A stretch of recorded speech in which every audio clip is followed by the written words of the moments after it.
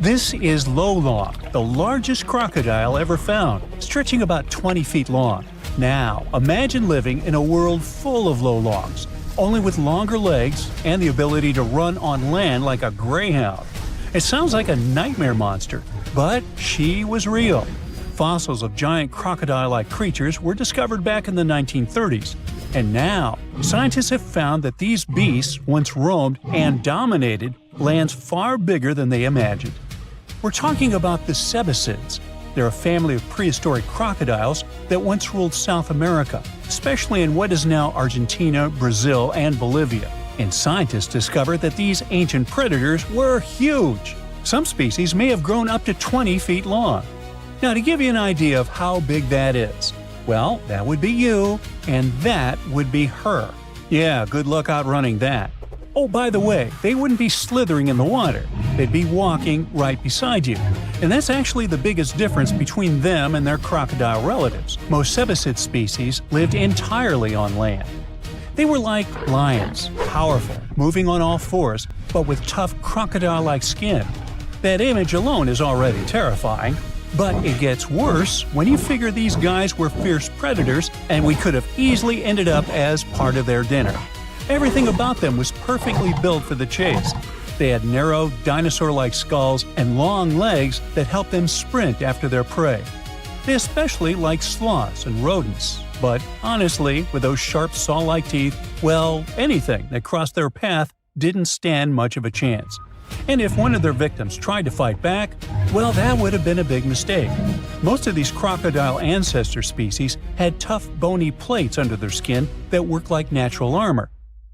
They were seriously tough, but don't worry, you don't have to fear them.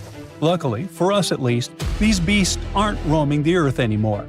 According to Jonathan Block, a paleontologist at the Florida Museum of Natural History, these mysterious predators may have been the last of the Nodosuchians, a broad group of reptiles that first appeared back in the Jurassic period. Yep, these bad boys shared the planet with dinosaurs. That is, until the asteroid hit the Earth about 66 million years ago. Dinosaurs went kaput, and mammals took over. They became the land animals, but their path to the top wasn't exactly smooth. They still had to deal with the Sebisids in South America. That's right. Those tough crocodile-like predators actually survived the asteroid disaster. They also ruled and stayed at the top of the food chain until around 11 million years ago. Or at least that's what scientists thought, until they started finding strange fossilized teeth in the Caribbean. Uh-oh. Let's go back about 30 years when researchers uncovered two roughly 18-million-year-old teeth in Cuba. They had a tapered shape and tiny sharp serrations, perfectly designed for tearing into meat. There was no mistake. Scientists were looking at something that belonged to a top predator. But the question was, who? Had they found a fossil of an ancient giant croc? Well, maybe. Those teeth could have been from a species of Sebisid, but that was strange, since scientists didn't think such large ancient predators ever lived in the Caribbean. And things got even stranger when another tooth turned up in Puerto Rico. This one even older, about 29 million years old. But there was a problem. Those teeth alone weren't enough to identify a specific animal. They needed more, so the mystery remained unsolved. Everything changed in 2023. Local work crews were building a road in the Dominican Republic when they suddenly stumbled upon ancient bones. Researchers soon realized they were looking at a fossilized tooth, but this time it came with two vertebrae. That was a big deal, because it's really hard to tell ancient crocodile species apart just from their teeth. But with those two vertebrae, things were different. Crocodile relatives with serrated teeth usually had ball and socket joints between their vertebrae. But in Sebisids, that part of the spine was flat, so that made all the difference. It was enough to confirm that the fossil from the Dominican Republic belonged to a Sebisid. And just like that, scientists discovered that this ancient predator really did live in the Caribbean. And even more surprising, they found out it was roaming around at least 5 million years before Sebisids were thought to have disappeared everywhere else. Okay, but why is finding their fossils in the Caribbean such a big deal? Or better yet, Why were scientists so sure before this discovery that they didn't live there? Well, that's because this prehistoric reptile didn't like the sea. Let me explain. The Caribbean is a region in the Americas made up of islands and the surrounding coastal areas. That meant for a land-loving ancient crocodile to travel from, say, Colombia to the Dominican Republic, it would have had to swim. And I mean really swim. We're talking over 350 miles of open ocean with strong currents and rough waves. You can see why that would have been a serious challenge for a land-based Sebisid to cross, right? So, that's why scientists thought these prehistoric crocodiles could never have lived in the Caribbean. But now that researchers are finding their fossils there, they may have to find an explanation. And that is where this discovery becomes even more interesting, as it actually supports the Garlandia hypothesis. This idea first appeared in 1994. It suggests that millions of years ago, the movement of Earth's tectonic plates caused a stretch of land, now mostly underwater, to rise up in the Caribbean. This land, called the Aves Ridge, may have connected South America all the way to Puerto Rico, and then to other Caribbean islands like Hispaniola, Cuba, and Jamaica. So basically, it worked like a temporary chain of land bridges, a kind of natural highway that once allowed animals to go from South America to the Caribbean. Mammals, amphibians, and reptiles could actually walk right across instead of taking their chances at sea. The Garlandia hypothesis definitely sounds fascinating, but it's still up for debate. It hasn't been fully accepted by scientists yet, even though plenty of studies since the 90s seem to back it up. And this new discovery of a giant crocodile-like creature in the Dominican Republic could be one more important clue pointing in that direction. It's possible that many of the places where these Sebisids once thrived started to disappear as the global climate cooled. Bit by bit, some of them were pushed into warmer tropical areas, until, eventually, the only places left for them to live were the Caribbean islands. This discovery lines up with something else that ecologists have observed around the world. Islands can act like museums of biodiversity, in the sense that they offer a safe place where plants and animals can keep surviving long after their relatives on the mainland have disappeared. In the case of Sebisids, the difference is striking. The most recent fossils found in South America date back between 10 and 12 million years ago. But the tooth and vertebrae found in the Dominican Republic are much younger, only about 4.5 million years old. That means this island might have been the last place these giant reptiles called home. And if those serrated teeth found on other Caribbean islands also turned out to belong to Sebisids, that would be huge. That would mean that these ancient crocodile-like creatures didn't just live in the Dominican Republic. They were spread across the Caribbean. And who knows, maybe we'll still find more of its fossils in places like Puerto Rico, Haiti, and Jamaica. Although the tropics are among the most biodiverse places on Earth, much of their natural history remains a mystery. Discovering a giant ancient crocodile in the Caribbean is a reminder that the world we live in today is just one chapter of Earth's long, ever-changing history. And who knows what other prehistoric crocodiles or ancient creatures are still waiting to be found beneath our feet.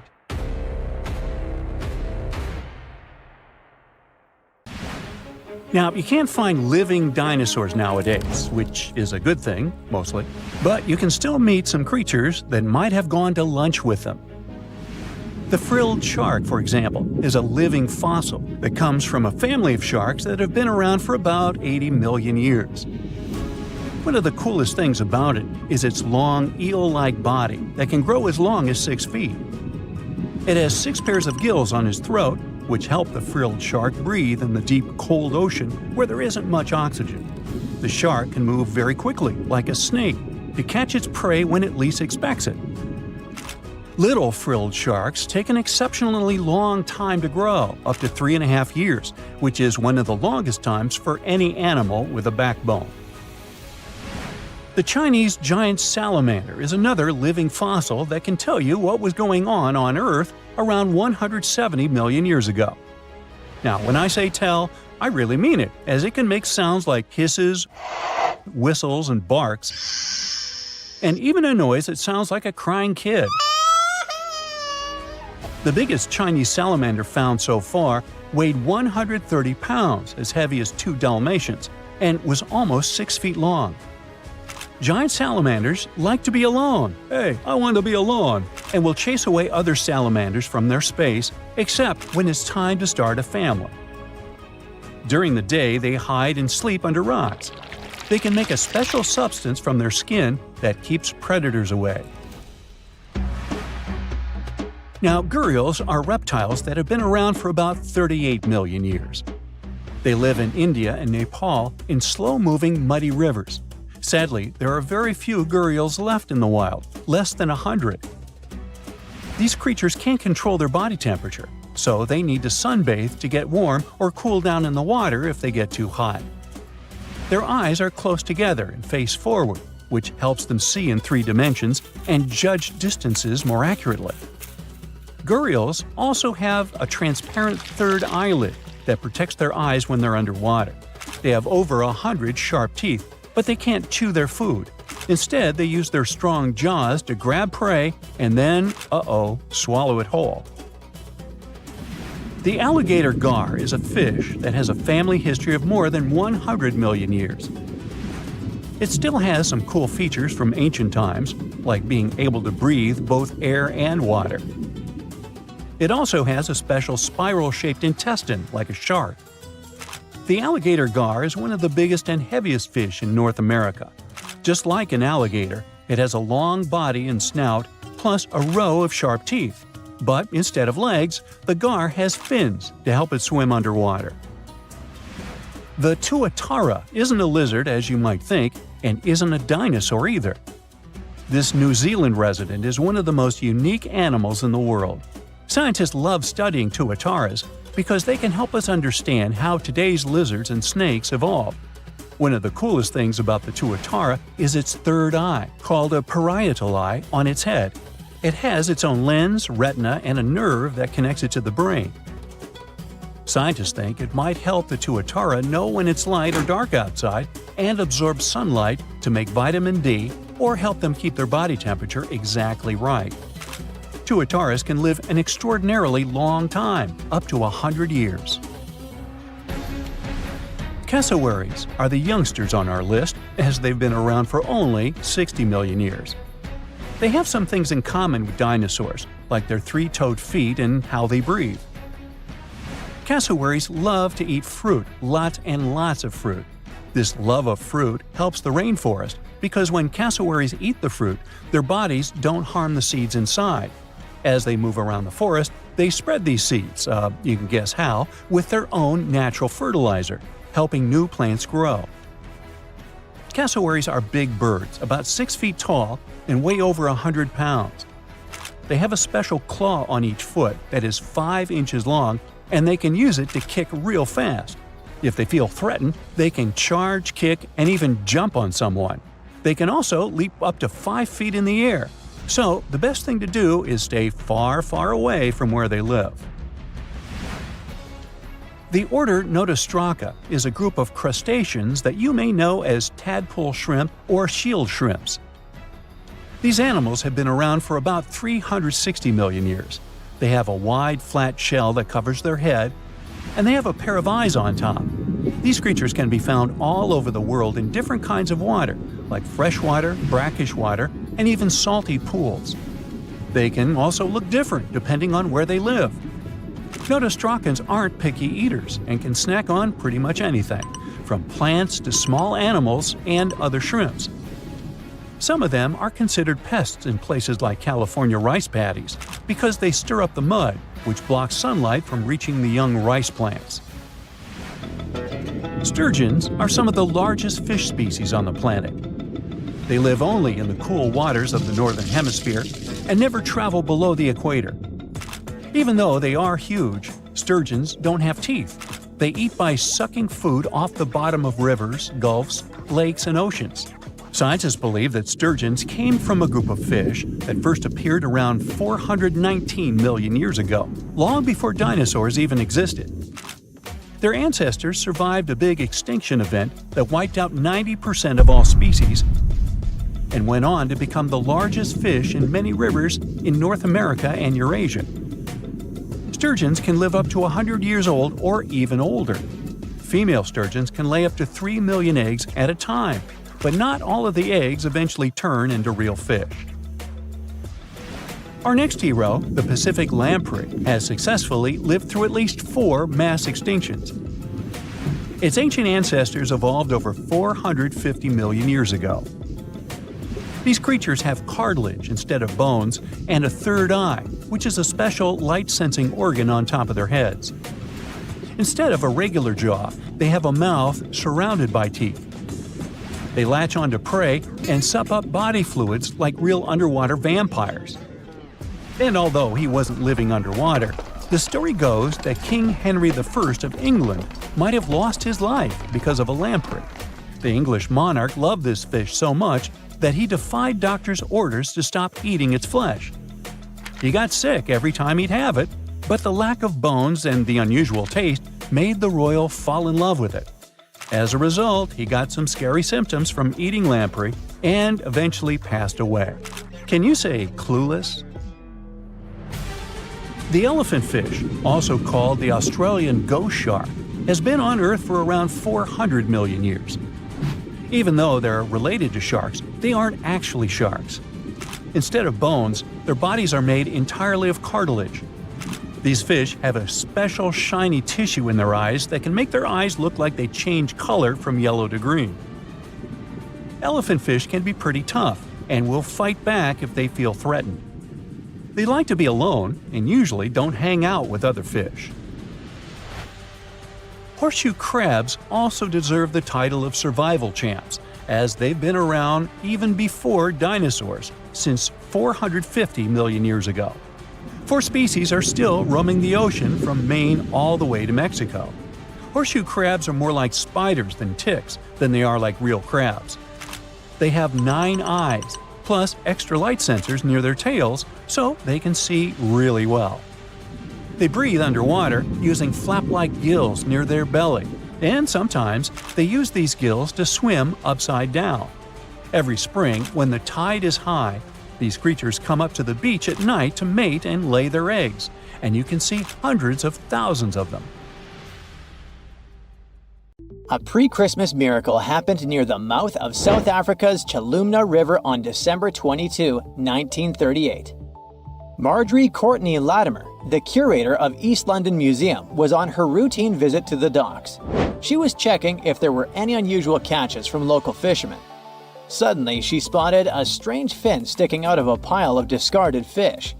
Intrigued, she cleaned off the slime to reveal an incredible discovery. A pale blue fish with silvery flecks, thin scales, and 4 fins that looked almost like limbs. And it was huge too, 5 feet long, weighing about 127 pounds.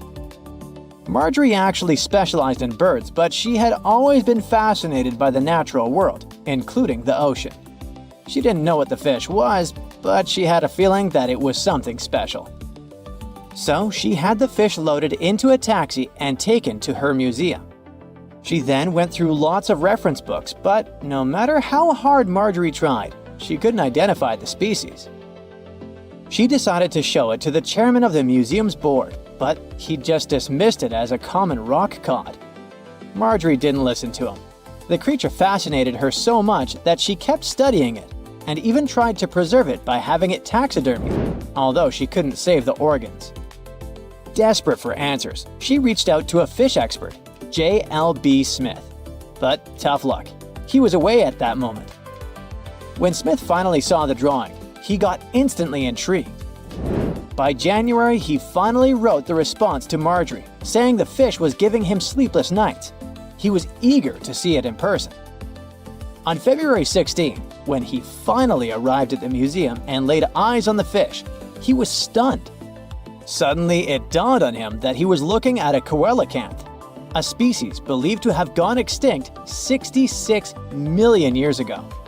This made it a Lazarus species, an extinct species that reappears after a long absence in the fossil record. It was like seeing a fossil come to life. Scientists thought that this creature had vanished with the dinosaurs. Thanks to Marjorie's persistence, this became one of the most remarkable biological finds of the 20th century. The entire genus Latimeria was named in her honor. Turns out, fish was vibing in the deep ocean waters, completely unbothered by an asteroid strike for millions of years. Today, at least 2 species of coelacanth are known to exist. Both come from this ancient lineage that survived the test of time. They mostly live in the Indian Ocean, with some chilling around Indonesia here and there. Coelacanths look and behave very differently from other fish. Their creepy fins actually move in a way similar to how human arms and legs move. They also have a special joint in their skull that lets them raise a part of their head while feeding. That's because they're related to tetrapods, those guys that were the first to step out of the waters to the land. Michael Smith is a British naturalist.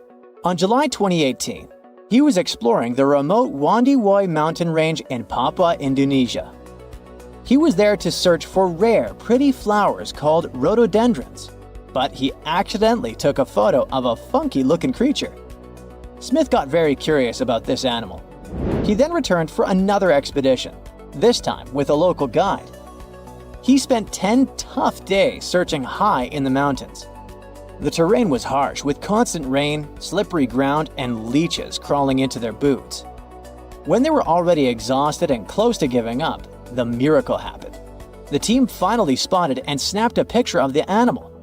This cute thing turned out to be the Wondiwoi tree kangaroo, the one thought to be extinct for 90 years.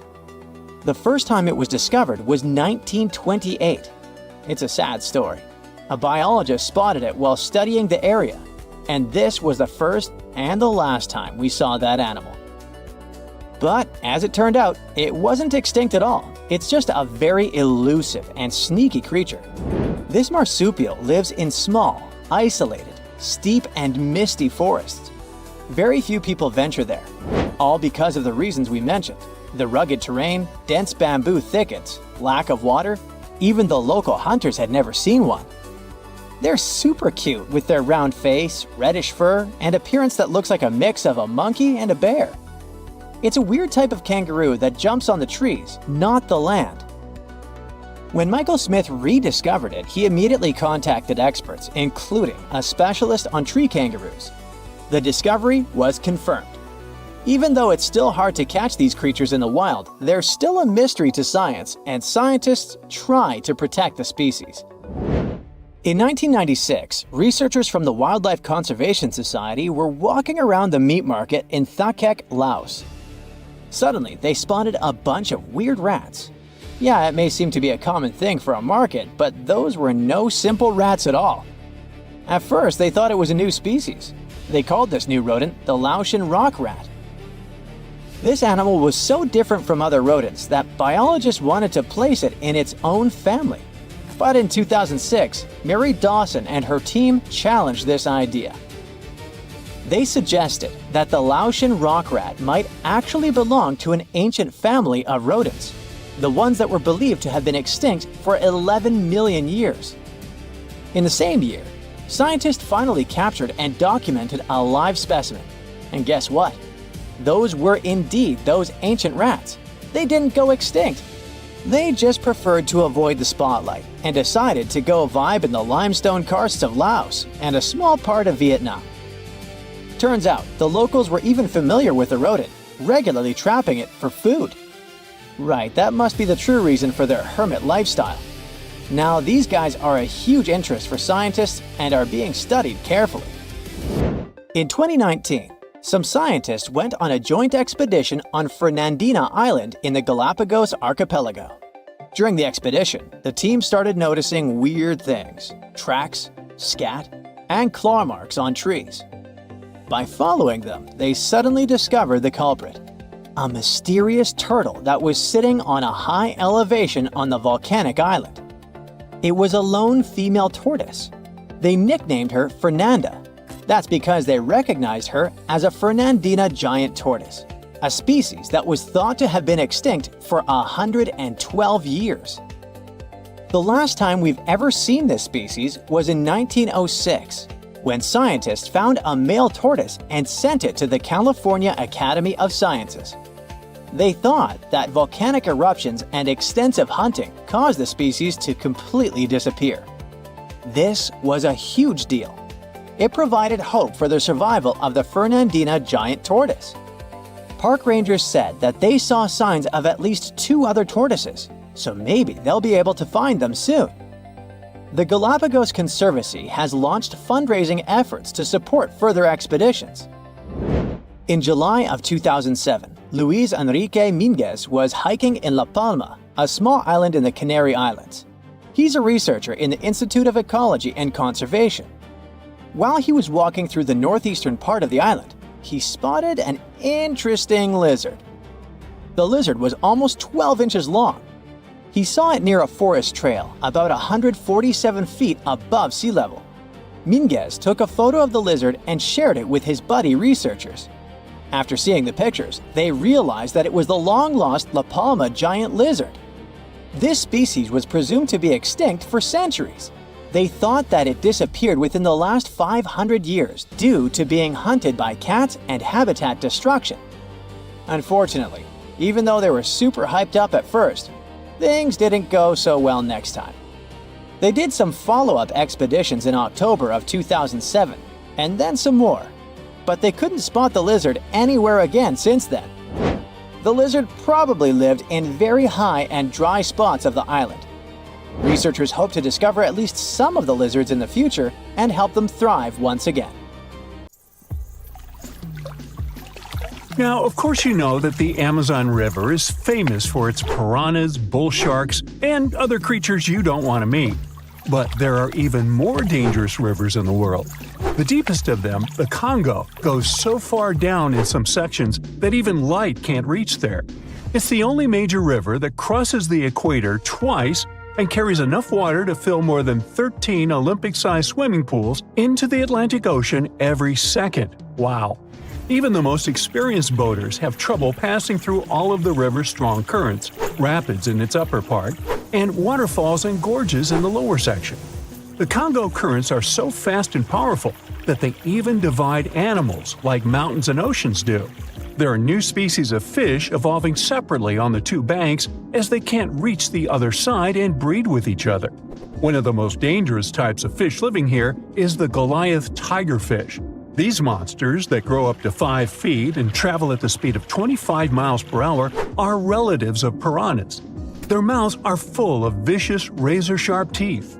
Their females lay hundreds of thousands of eggs, and the offspring are predators from birth. You have a good reason to fear the Goliath tigerfish, as they're the only freshwater fish in Africa that have attacked crocodiles and even humans. Okay, not swimming there.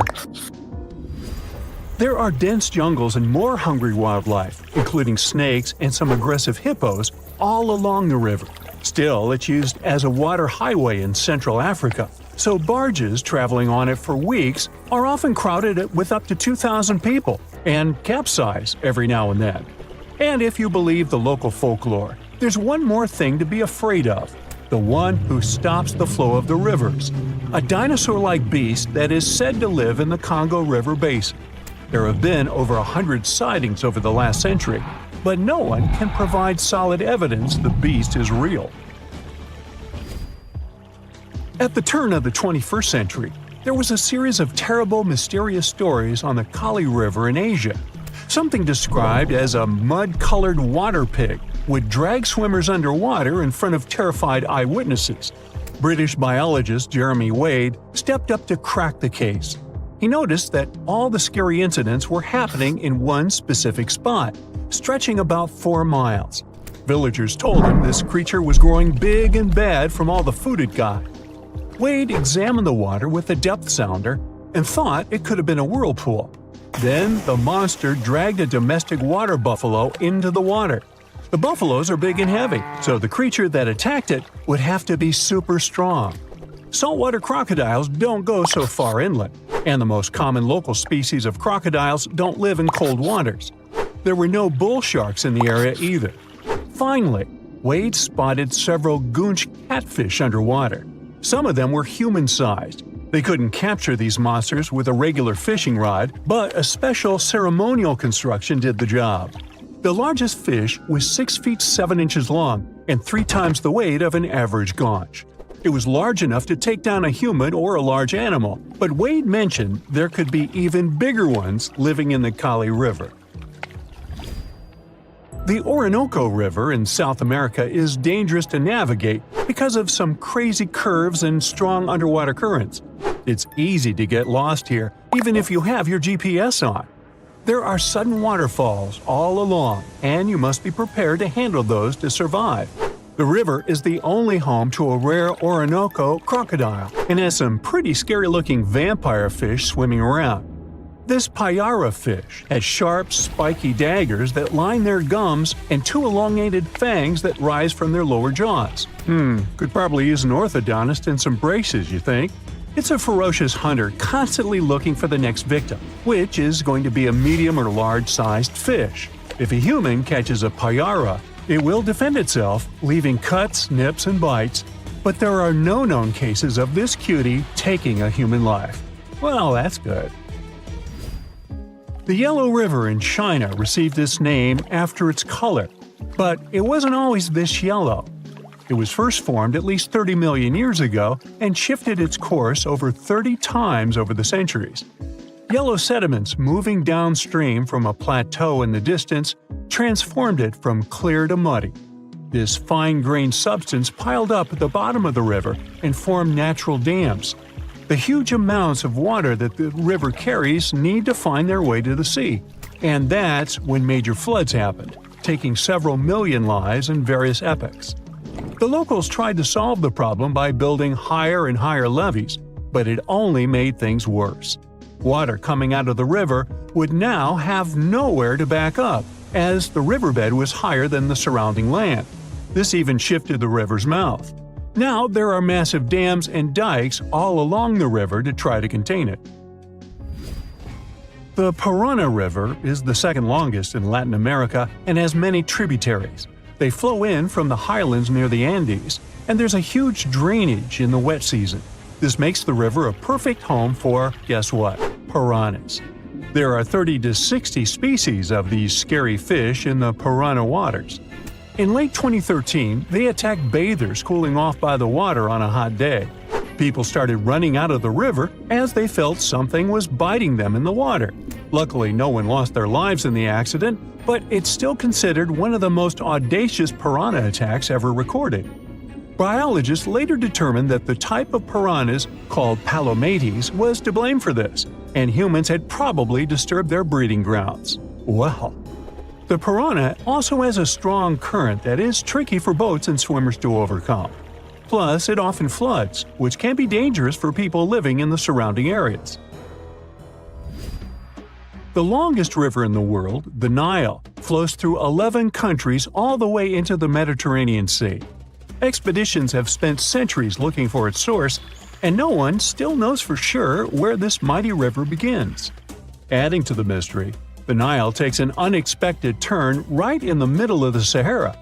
Scientists have figured out the reason is a massive underground rock formation from millions of years ago.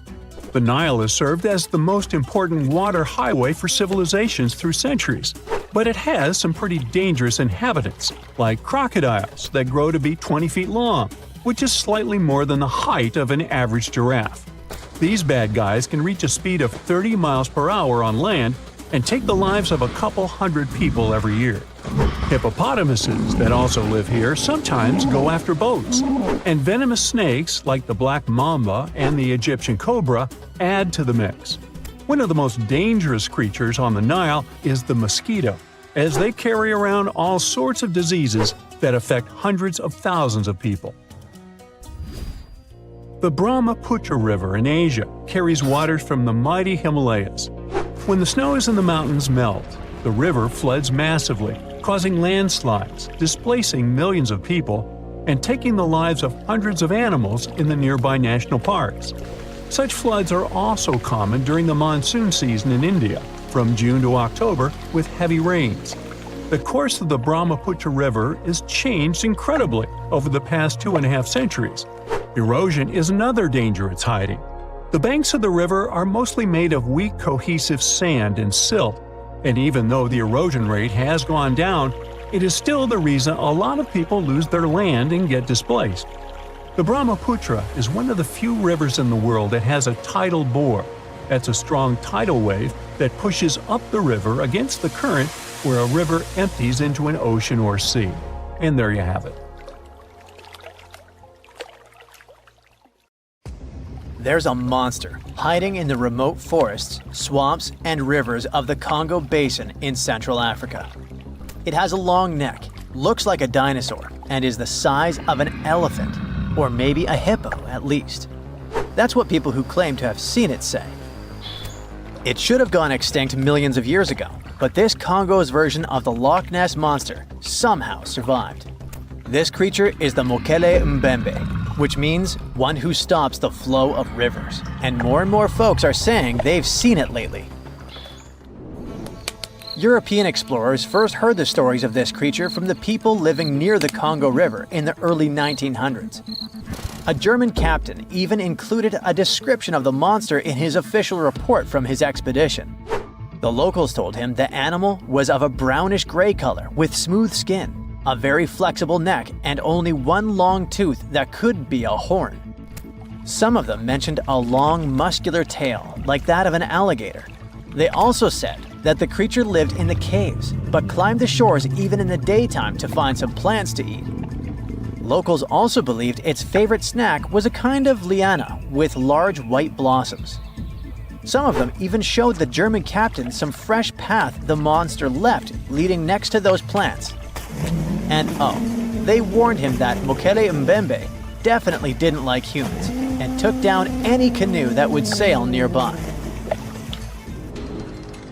Dinosaurs were a real hit in pop culture in the 1910s, and several newspapers in Europe and North America wrote about the dino-like monster from Africa back then. In the later years, several expeditions traveled to the Congo Basin to search for Mokele-Mbembe or interview claimed witnesses. They did not find any direct physical evidence, but collected many stories. One zoologist in the 1980s said he took a film of Mokele-Mbembe, but the footage did not develop properly. Stories and movies like Jurassic Park have kept the dream alive that dinosaurs might still be hiding somewhere in deep forests. At some point, people stopped reporting sightings of the creature as often, so it almost became a forgotten legend. But it all changed recently, as many people claim to have witnessed the mythical monster with their own eyes.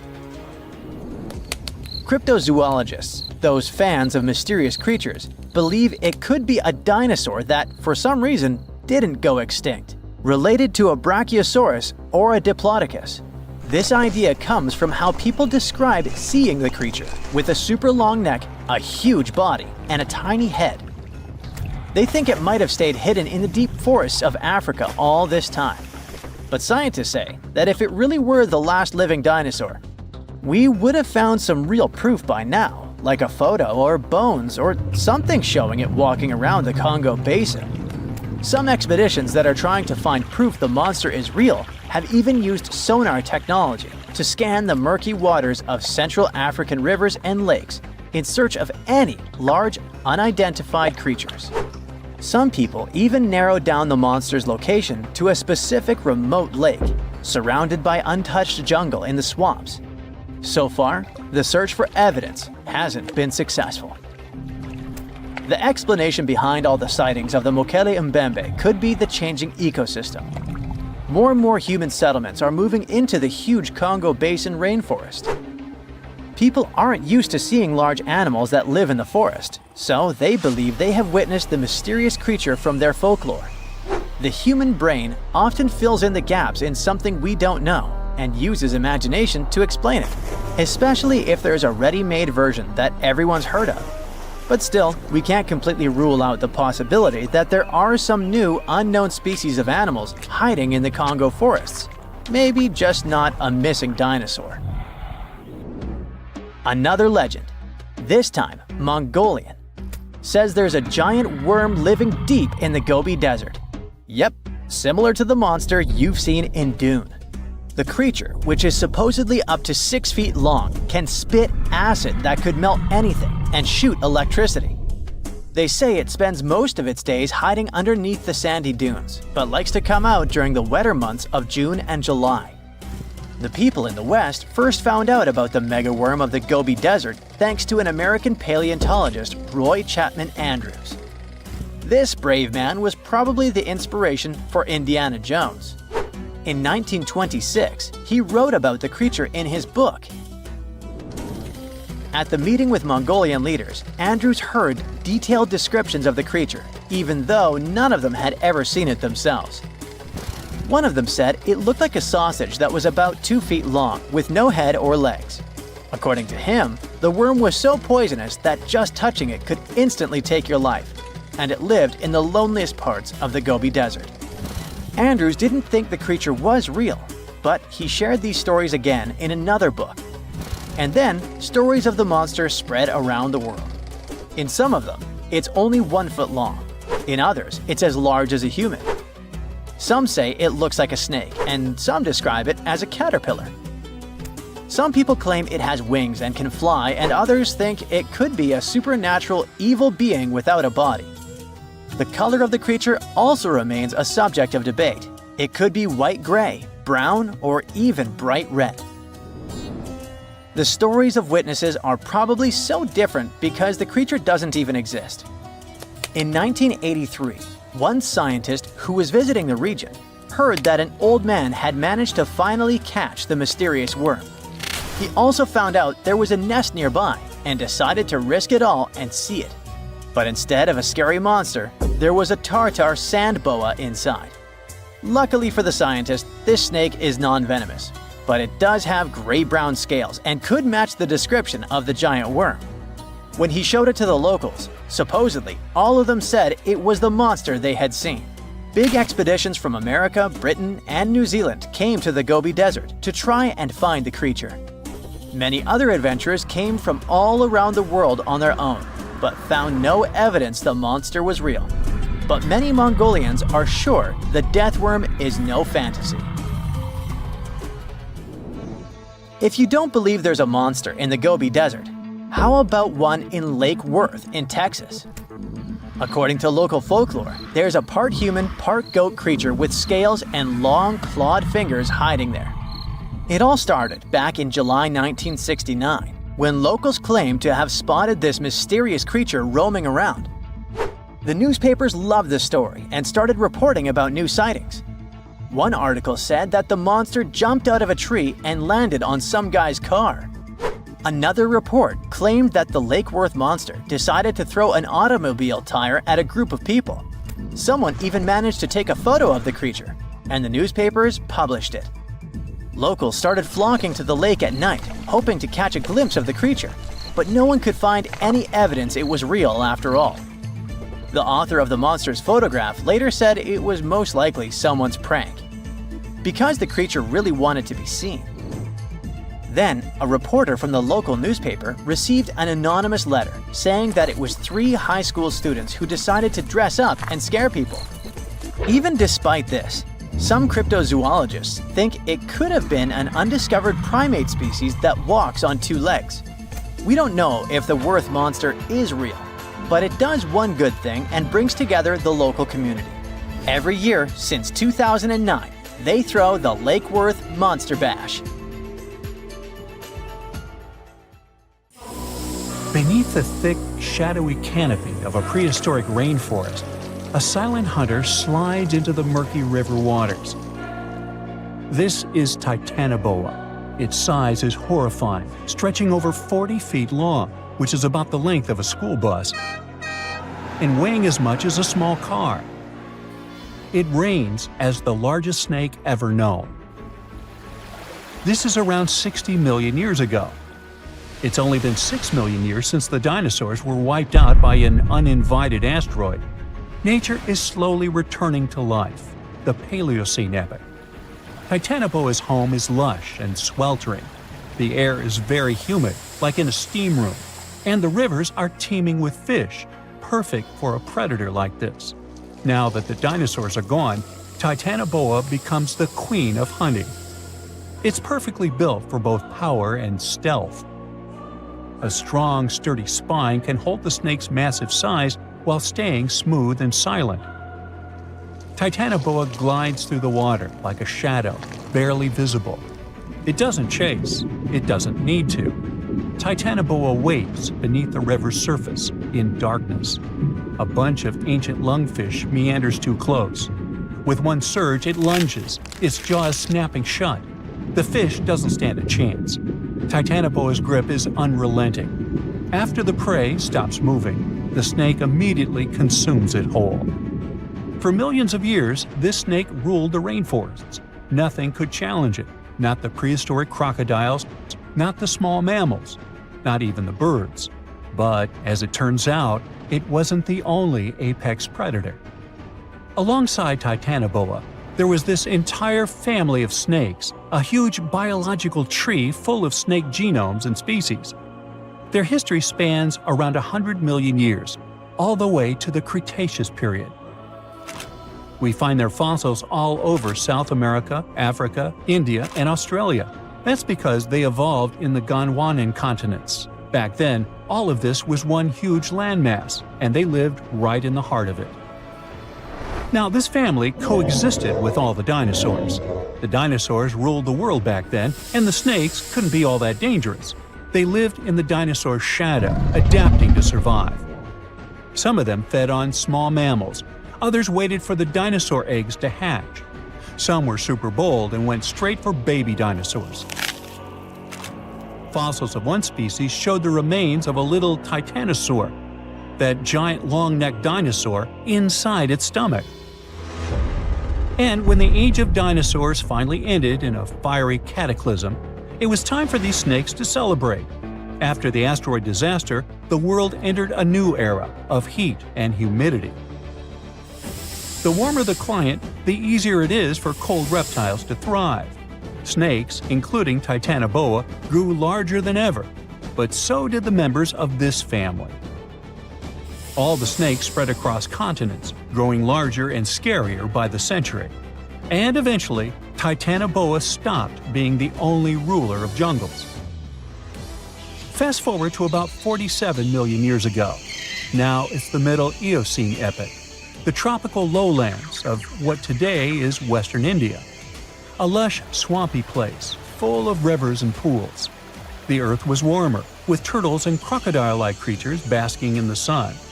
And there evolved the largest and most fearsome predator of them all, Vasuki indicus. Even the name feels important.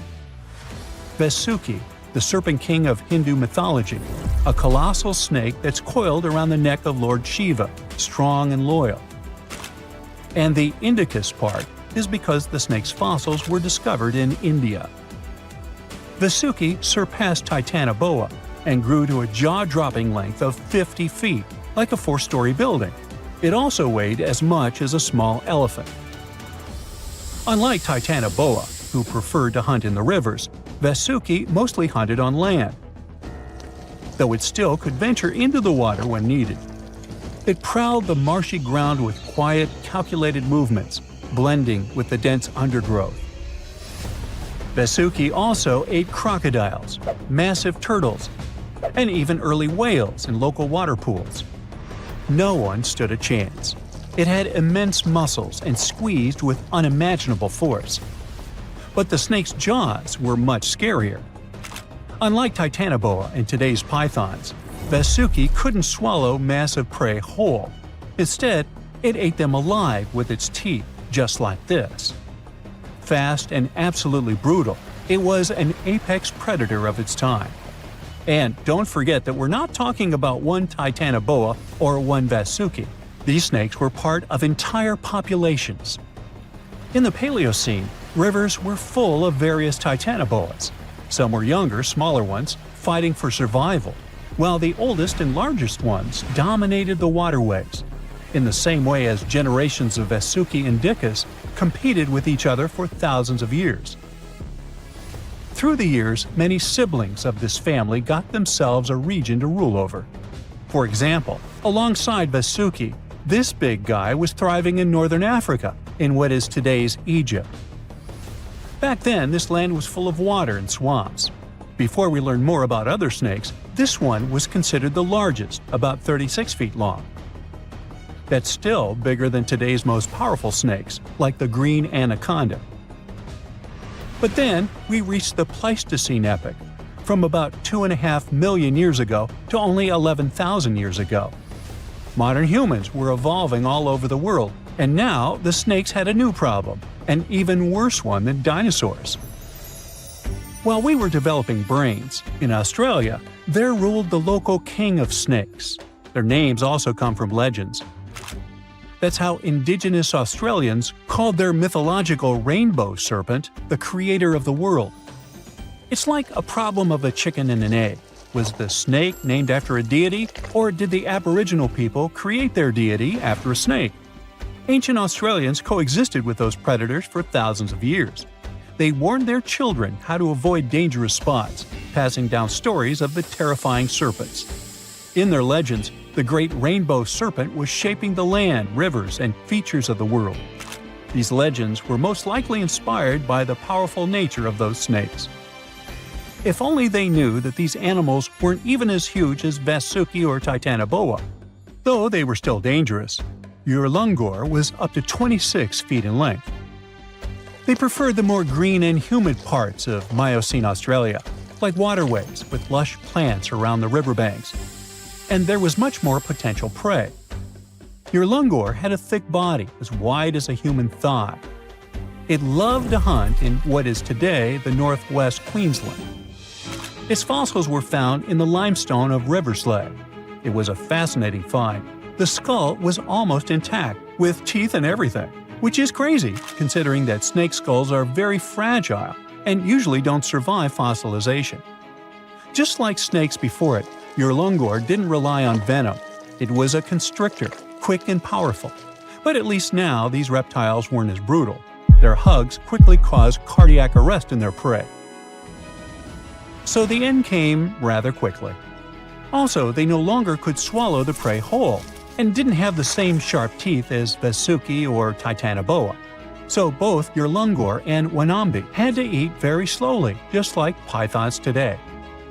Meanwhile, Wanambi was about 20 feet long.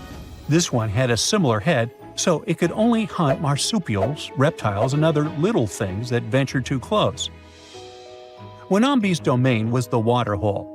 It lay coiled in the shade, motionless, its body blending seamlessly with the dusty earth. If kangaroos and wallabies cautiously approached to drink, they wouldn't even notice the predator until it was too late.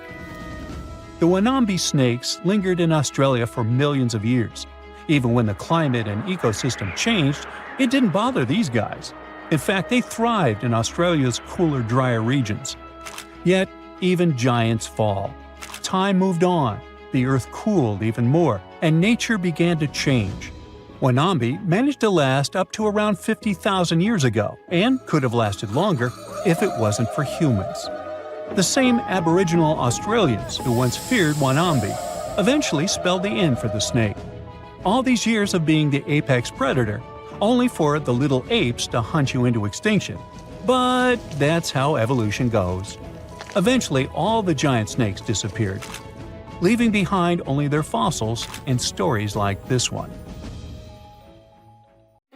Well, there you are. The sun is scorching, you're thirsty. All you can think about is water and ancient bones under your feet. You're wandering through the Sahara, the largest hot desert on Earth. Right now, you're crossing a stretch of sand called Whale Valley. And all over these 75 square miles of land, fossils cover the ground so thickly that you can't help but step on them. Paleontologist Hesham Salam says it's an unusual picture in this place. The bones are poking right out of the cliffs, as if they're calling to you to come check them out. You can spot ribs scattered all over the place. Look at these vertebrae. They're giant. Ooh, the creature they once belonged to must have been up to 65 feet long. The fossils show that the animal had a streamlined body like today's whale, but still had features like hind legs and feet. For scientists, it means a very exciting thing. They might have discovered a fully intact skeleton of a prehistoric whale. It was an animal that lived in this area when Egypt was underwater. You see, today, the Valley of the Whales is the world's largest ancient whale graveyard. You're likely wondering what marine animals are doing in a desert more than 100 miles away from the nearest coast. Well, millions of years ago, this desert was at the bottom of a massive ocean called the Tethys, which stretched from Europe to India. When sea levels dropped, the ocean left behind a seabed covered with fossils. And today, the fossils of some of the earliest known whales rest here, which gives researchers a peek into how today's massive ocean whales may have evolved. The fossils here are super detailed, even with some stomach contents still intact. Uh-oh. Scientists have also found fossils of ancient sharks, crocodiles, and turtles, helping to recreate what this marine world looked like millions of years ago. Now, the first whale bones were discovered in 1902, but it wasn't until the 1980s that people really started to explore the area, only when access to this area became better. Sadly, some fossils had been taken away by collectors before the site turned into a protected area. Most of the fossils are just under the surface, slowly revealed by erosion. Whale Valley gives us an amazing glimpse into millions of years of ancient coastal marine life. But let's move further. Ancient whale fossils aren't the only discovery you're going to make today. For over 150 years, scientists have been puzzled by a strange creature that lived millions of years ago. But now, thanks to some amazing fossils found in Morocco, they've finally figured it out. Look at them. These creatures are called blah blah blah. Nah, I'm kidding. Styophorans. They look like flattened armor with a long arm sticking out. Researchers discovered these creatures in 2014 and were shocked. The fossils dated back around 478 million years. They found around 450 specimens, and to their surprise, some even had soft tissues preserved, which is super rare. Before this, they only knew Styophorans from their hard parts. Originally, scientists thought these creatures were good old echinoderms, animals like sea urchins and starfish. But new discoveries prove that they had a core body and feeding arm similar to modern starfish, complete with a water vascular system to help them move and eat. This finding ends a long debate about where Styophorans fit in the animal family tree. Now we know they're related to echinoderms, but are more advanced because they don't have the typical 5-ray symmetry. Ooh, come here and look at this giant fossil. It was found in the Sahara and gave scientists new insights into the Spinosaurus, the largest carnivorous dinosaur we know about. These 95 million-year-old remains also confirm that it was the first known swimming dinosaur. The Spinosaurus had flat paddle-like feet and nostrils on the top of its crocodile-like head, perfect for staying underwater.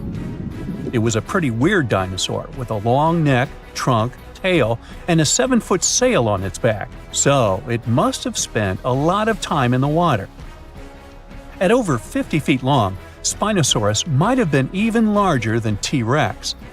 The first Spinosaurus remains were discovered about 100 years ago in Egypt, but only this new fossil, found in Morocco, helped scientists reconstruct this dinosaur for the first time.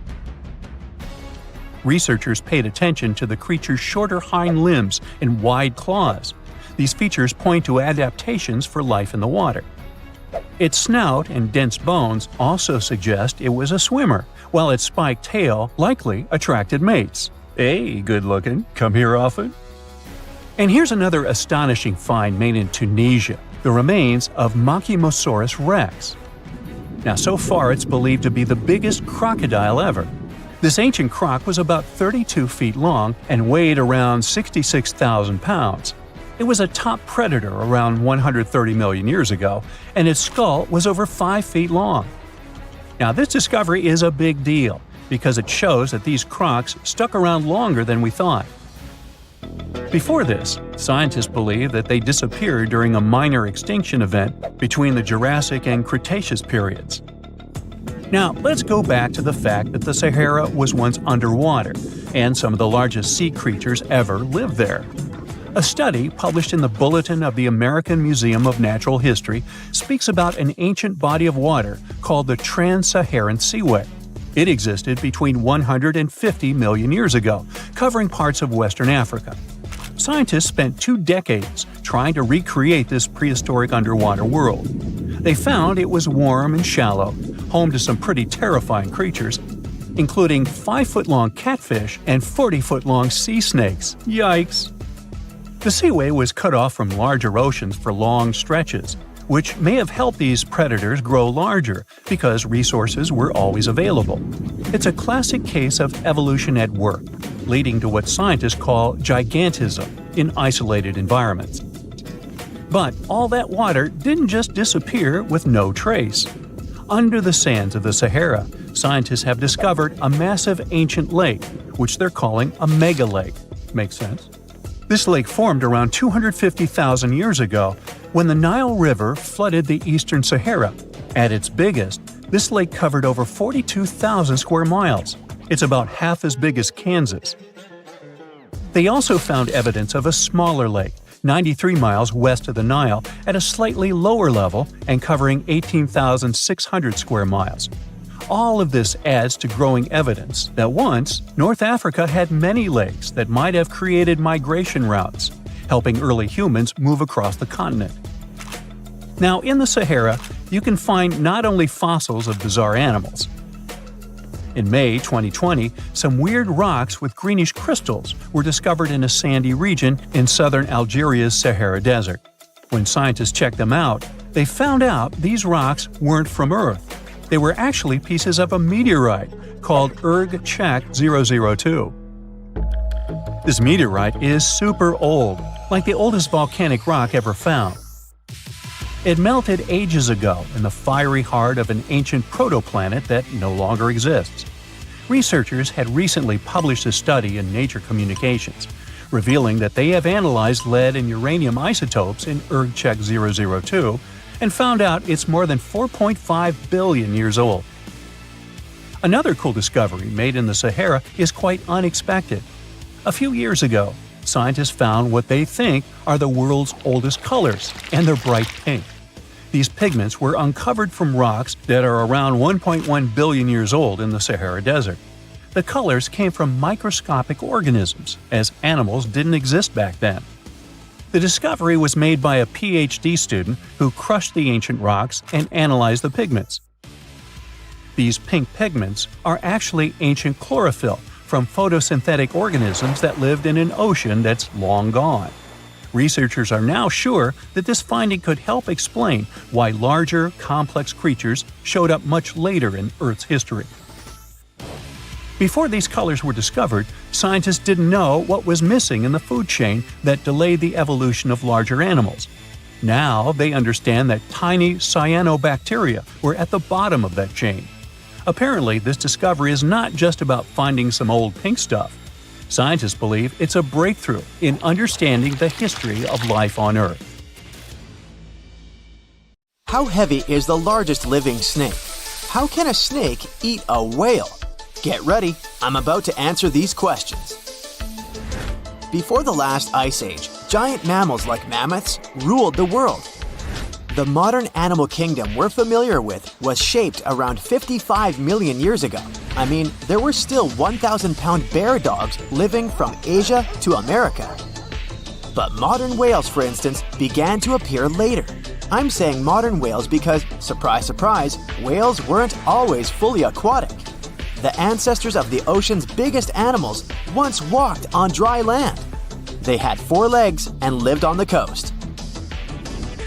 Now, I want to introduce you to a snake that used to eat these whales, the Paleophis, a genus of a marine snake. Scientists say it's hard to understand how big the Paleophis was due to its fragmentary fossil record. They assumed that it could have reached up to 40 feet long. Its fossils were found in different parts of the world, from England to Morocco and Virginia, USA. The Paleophis is extinct now, and sea snakes today are only about a quarter of the size this majestic creature used to be. So no need to worry about this underwater monster. But there once was an even bigger snake, the Titanoboa. It was around 50 feet long and most likely weighed over a ton. It used to live in what is now known as northeastern Colombia, around 60 to 58 million years ago. Scientists say that it mostly fed on fish. Another giant animal that lived in the past was the black Gigantopithecus. These primates aren't related to gorillas. They lived in the area of modern China. Some people believe that they're still alive, but so far, no one has laid eyes on them. Some people even go further and say that the stories of Bigfoot or Yeti are based on these animals. This rodent became extinct about 2 million years ago. Its main habitat was South America, more specifically Uruguay. What's astonishing about this species is that it was the largest rodent ever known. It was bigger than a bull. Scientists believe that it weighed up to 1,000 pounds. A distant relative of this rodent is still alive today. It's called the pacarana. It's a rare animal that lives in South America. It weighs up to 33 pounds and measures up to 31 inches, not including its cute and fluffy tail. The Arthropleura was an insect that lived in prehistoric times. Imagine a giant millipede measuring up to 8 feet in length. Here you go. It was one of the largest land animals of its era, about 315 million years ago. The Arthropleura's shell was covered with tough plates. These plates were there to protect the creature from damage. Most of the time, it burrowed into the ground to avoid becoming some other animal's dinner. Meet the Megalodon. Millions of years ago, this shark lived in the ocean and ate other marine creatures. It had wide teeth, and its jaws were so powerful that the animal could finish off its prey with the force of its bite. It was one of the largest sharks to ever exist. Yet, this predator also went extinct. Scientists don't really know the reason. This made me wonder why animals were so big in the past. Nowadays, smaller creatures flee or hide from predators. But apparently, it wasn't like this before. Many centuries ago, animals didn't just run or hide, they fought back. Research suggests that this behavior may have been the most important motivation for prey to grow bigger. A study compared the skulls of ancient animals to those of their modern peers. The skulls of predatory animals have become shorter and narrower, while the skulls of the animals they hunted have become longer and broader. This means that predators learned to become experts in hunting, while prey worked on developing their defense skills. You see, a larger body size was a great advantage because it made it harder for predators to take down the animals they hunted. The bottom line, self-defense made prehistoric animals larger. The second reason why ancient animals were larger is related to their bones. They had hollow bones, which are lighter than solid bones. This type of bone allowed large animals to move quickly. Let's take sauropods. They were a dinosaur subgroup. Sauropods had giraffe-like long necks and snake-like long tails. Compared to their body size, their head was really tiny. But since their bones were quite light, they could move around without having to carry additional weight. The eating habits of these animals were also related to their body size. When experts examined the fossils of one extinct mammal species, they found out that these animals had a diet that was high in nutrients and low in fiber. And this mammal was the largest land animal of its period. In other words, following this diet, mammals could grow to be very large. There was plenty of food out there, so they didn't have to worry about finding it. Fun fact, these animals also took chewing out of the picture. They could swallow their food in large pieces instead of taking small bites. Environmental conditions also played an important role in the evolution of larger animals in prehistoric times. Those animals tended to live in warm, moist climates that provided them with a lot of food. They didn't have to compete for food sources. Researchers believe that because of these conditions, natural selection worked in a certain way. I mean, body size was more important than such traits as agility and speed. Oh, and did you know that large animals tend to produce more carbon dioxide? And ultimately, a bigger volume of carbon dioxide increases the amount of vegetation in the animal's habitat. As for the abundance of oxygen in the atmosphere at that time, it could be another vital element for some animals' growth. A good but scary example of an animal that benefited from the high levels of oxygen can be the cockroach of the Paleozoic era. At that time, cockroaches were the size of modern house cats. Now this one would give me the chills if I ever faced it. Ugh. What about today? Well, there are over 3,000 species of snakes on Earth. The smallest snake in the world is the Barbados thread snake. It's only around 4 inches long when fully grown, and the largest one? It's the reticulated python. This snake reaches around 20 feet in length. The longest python was discovered in 1912. It measured 32 feet long. As for the largest and heaviest reticulated python, it was named Medusa. Medusa was approximately 25 feet long and weighed 350 pounds. These reptiles lived in Southeast Asia in rainforests, woodlands, and grasslands. Don't be confused though, the reticulated python isn't the heaviest snake in the world. This title belongs to the green anaconda. It weighs approximately 500 pounds. Green anacondas are found in South America and Trinidad in damp, humid areas. I have a bonus for you. Here is a flying snake. You can find these snakes in Southeast Asia. They don't fly like birds, of course, but they do use the power of flight. They can go as high as 300 feet. They leap from tree branches into the air. Once they take off, it's all about aerodynamics. Their main technique is flaring their ribs and pulling in their abdomens. While airborne, they undulate from one side to another and slightly up and down. This motion helps snakes to turn and glide. Why bother with all this if they can just crawl in an old-school way? Scientists aren't sure, but they believe it might be related to escaping from predators. This way, they move from one tree to another without having to get down to the ground. Every now and then, people discover fossils of animals that lived millions of years ago. These ancient discoveries continue to capture our imagination. Which of these animals would you like to see alive? Now, if Earth's history were a movie, we humans would only take up the last second of the end credits. Our planet has been around for about 4.6 billion years, but our human story began about 300,000 years ago in Africa. Now, our ancestors had some wild adventures in nature. They could have run into creatures so big they'd make today's elephants look like puppies. The woolly mammoth is a pretty famous animal, sure. His cousin, though, the Columbian mammoth, not so much. This giant used to roam places from Canada all the way down to Mexico. Unlike the furrier woolly mammoths, which hung out in colder places, these animals had shorter hair, resembling huge elephants. They also had incredibly large tusks, like 12 feet worth of spiraling, sturdy tusks. And they weren't just for show, they came in handy when facing predators. That includes our ancestors. If you think about sloths these days, you're picturing these adorably slow creatures. They couldn't possibly be in your list of most dangerous animals. Well, their grandparents might have. For starters, we call them ground sloths, and they vary a lot in size. Some were as big as rhinos, and others, like the Megatherium, were as colossal as elephants. Imagine seeing a 20-foot-long sloth which doesn't mind chewing on some meat every now and then, at least in theory. Ever heard of Bigfoot? Well, our next animal kind of looks like him, but is a distant cousin to orangutans.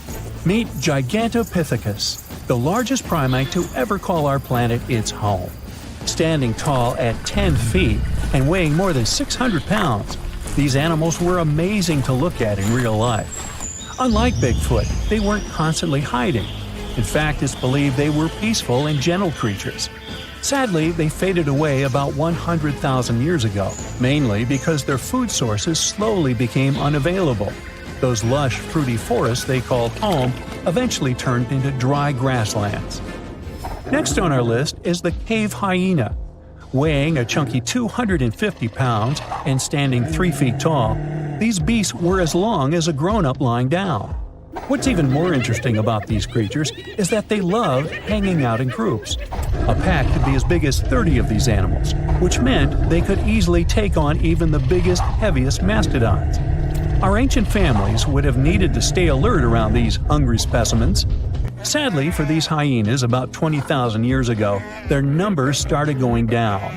Soon enough, they completely disappeared from the planet. Quick pop quiz. What's called a tiger but isn't really one? It's the saber-toothed tiger. I mean, sure, they belong to the feline family, but they aren't technically tigers. First appearing around 42 million years ago, in July I think, many of their kind were gone before we even showed up. However, early Americans might have bumped into a couple of specimens from this group. If that really happened, it would have been quite the encounter. Think of the biggest wild lion today or the hefty Siberian tiger. These big cats also had some incredible features hidden in their fur. They were good at sneaking around, hiding, and pouncing on mammoths bigger than themselves. Their bite wasn't that strong, but they could open their jaws wide, like twice as much as a lion. And although their teeth were a bit on the weak side, they had buff forearms to pin down their dinner, giving those big fangs a purpose. Not the kind of kitty you'd want to play with. Dire wolves made their debut about 250,000 years ago. They were like the gray wolves we know today, but a lot stronger. While wolves these days stretch out to about 6 feet and tip the scales at 170 pounds max, dire wolves were about 5 feet and about 150 pounds. Found all over North and South America, they had admirable jaws, biting nearly a third harder than their modern counterparts. Also, their favorite snack was horses. But just like many other majestic beasts of the past, they faded away around 10,000 years ago. Now, names can be deceiving. Take the American lion, for example. It's not really a lion, it's more of a panther's big cousin. The other part of the name is correct, though. They did live in America about 330,000 years ago. This feline was no lap cat either. They were at the top of the wildcat pyramid, weighing a colossal 772 pounds. That's like stacking 4 grown men on a scale. Even the mighty African lion would look a tad bit shy beside these beasts. With the muscle to take down a bison, you wouldn't want to accidentally interrupt their dinner. They parted ways with this planet around 11,000 years ago, right after the last ice age. Now, down in Australia, about 50,000 years ago, I wasn't around then, there lurked a relative of the Komodo dragon, the Megalania. Experts love to have debates on how big it was. Some say it stretched out to 23 feet. Others think it was just about 11 feet long. Either way, they were basically mega-sized Komodo dragons with a dangerous bite. If you think bears are already big and fluffy now, let's introduce the short-faced bear. While this big creature stood on its hind legs, it towered at 14 feet. With long limbs, they could outrun today's bears, hitting speeds up to 40 miles per hour. These ultra bears sadly disappeared around 11,600 years ago. Now imagine a crocodile. Okay, imagine that same crocodile, only supersized, with sporty legs, doing its thing in Australia about 1.6 million years ago. Well, say hello to the quincana. These crocs were extremely large, reaching 23 feet. And no, they weren't lazy river loungers. These creatures really loved spending time on land. They evolved to have strong legs for their chases and razor-sharp teeth designed for slicing, not gripping. When did we stop sharing beaches with them? About 40,000 years ago. The name elephant bird might not sound familiar, but try to picture a bird that stood tall as high as a basketball hoop at 10 feet and weighed as much as a small car, 1,500 pounds. Their eggs were equally huge, like 150 chicken eggs bundled up into one. Now, as amazing as these birds sound, there's a lot we still don't know about them. They're hard to study, as most extinct animals are. Still, some recent studies have given us some clues. Scientists have been examining ancient molecules from their fossilized eggshells. It's an awesome piece of evidence, since these birdies' shells were thick, preserving precious DNA inside. Plus, there are tons of these eggshell fragments sprinkled all over Madagascar's beaches. Because of these findings, we now know these birds were herbivores and loved eating leaves and seeds. We also know the tiny kiwi bird is its closest living relative. Now, dodos were these amazing birds we also used to share the planet with. They're like distant cousins to ancient pigeons. To give you some perspective, imagine a chunky bird weighing about 50 pounds. Similar to chickens, turkeys, and ostriches, dodos were also the types of birds that couldn't fly. Their wings were small, and they had the muscle strength of, well, a wet noodle. Now, you might have heard the word dodo used as a name for creatures that aren't that bright. Don't get confused, though, by this name. These birds were in fact intelligent. Scientists were able to figure that out by studying their fossils. It turns out that they were good at smelling stuff, unlike most birds that are all about the visuals. These creatures aren't around for us to study anymore, but that might change. One evolutionary biologist is on a mission to fully understand these amazing ancient birds. On that note, she revealed that the dodo's DNA has been completely sequenced. There are even talks about potentially bringing dodos back to life. They would make a nice addition to the lovely beaches of Mauritius, the place they used to call home many years ago.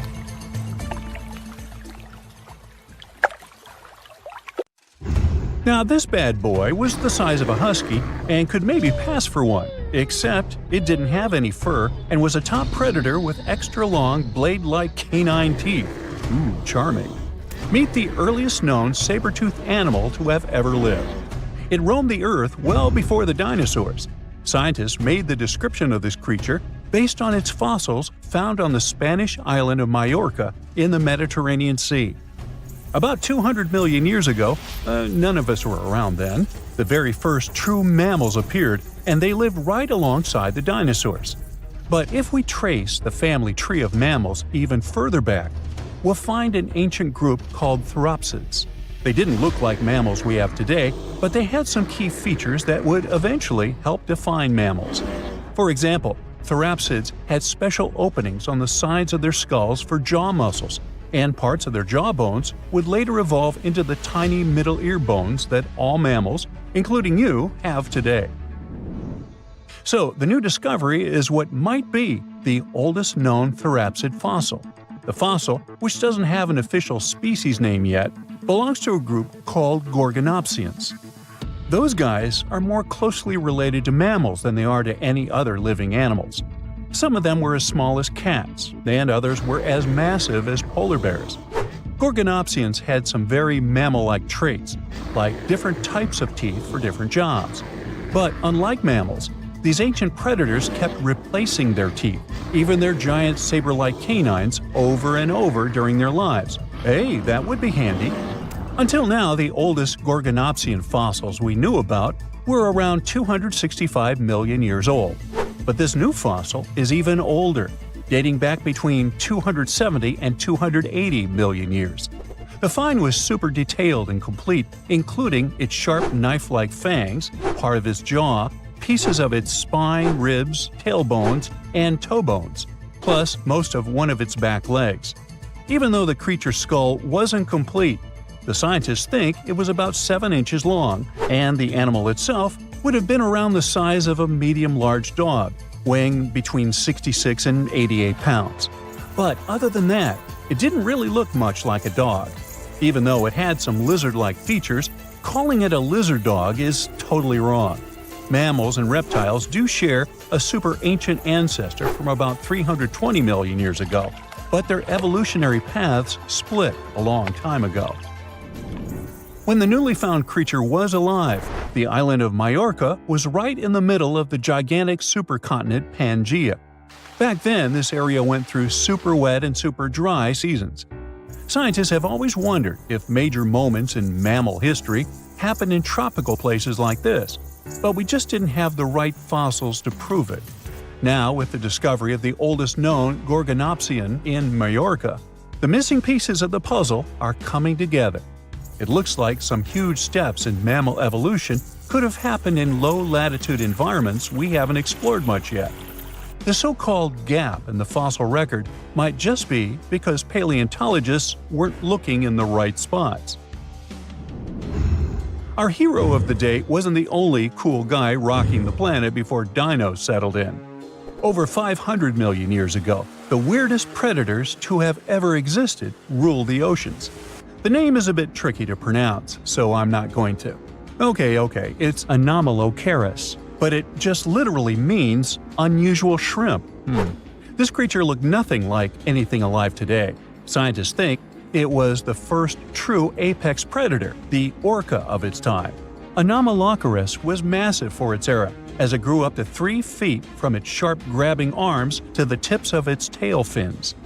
For a while, everyone thought trilobites were its go-to meal, but new research shows it wasn't strong enough to crack open trilobite armor.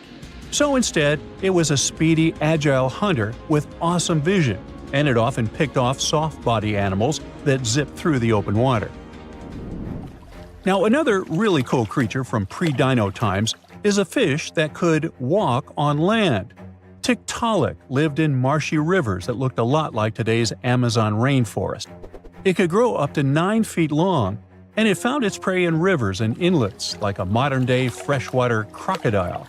It had a flexible neck and even some early versions of lungs, and thanks to them, it could survive both in water and out of it. Why fish like Tiktaalik started moving toward land about 395 million years ago is still a bit of a mystery. Around that time, the ancient supercontinent called Gondwana was drifting closer to the land that would become North America. This slow movement created lots of shallow, swampy habitats, which were perfect places for crocodile-like animals to thrive. Plus, these areas were near the equator, so they were warm and tropical. But there wasn't a lot of food waiting for them on land, so maybe they moved there for safety reasons. There were fewer predators and better spots to lay eggs there compared to the water. Creatures first adapted to living in open water, then shallow water, then marshes and river edges, and only after a long, slow transition did they finally step fully onto land. Now, how about a millipede the size of a small car and weighing as much as a large dog? This beauty lived over 300 million years ago in what is now England. Back then, during the Carboniferous period, Earth's atmosphere had way more oxygen, over 26%, compared to today's 21%.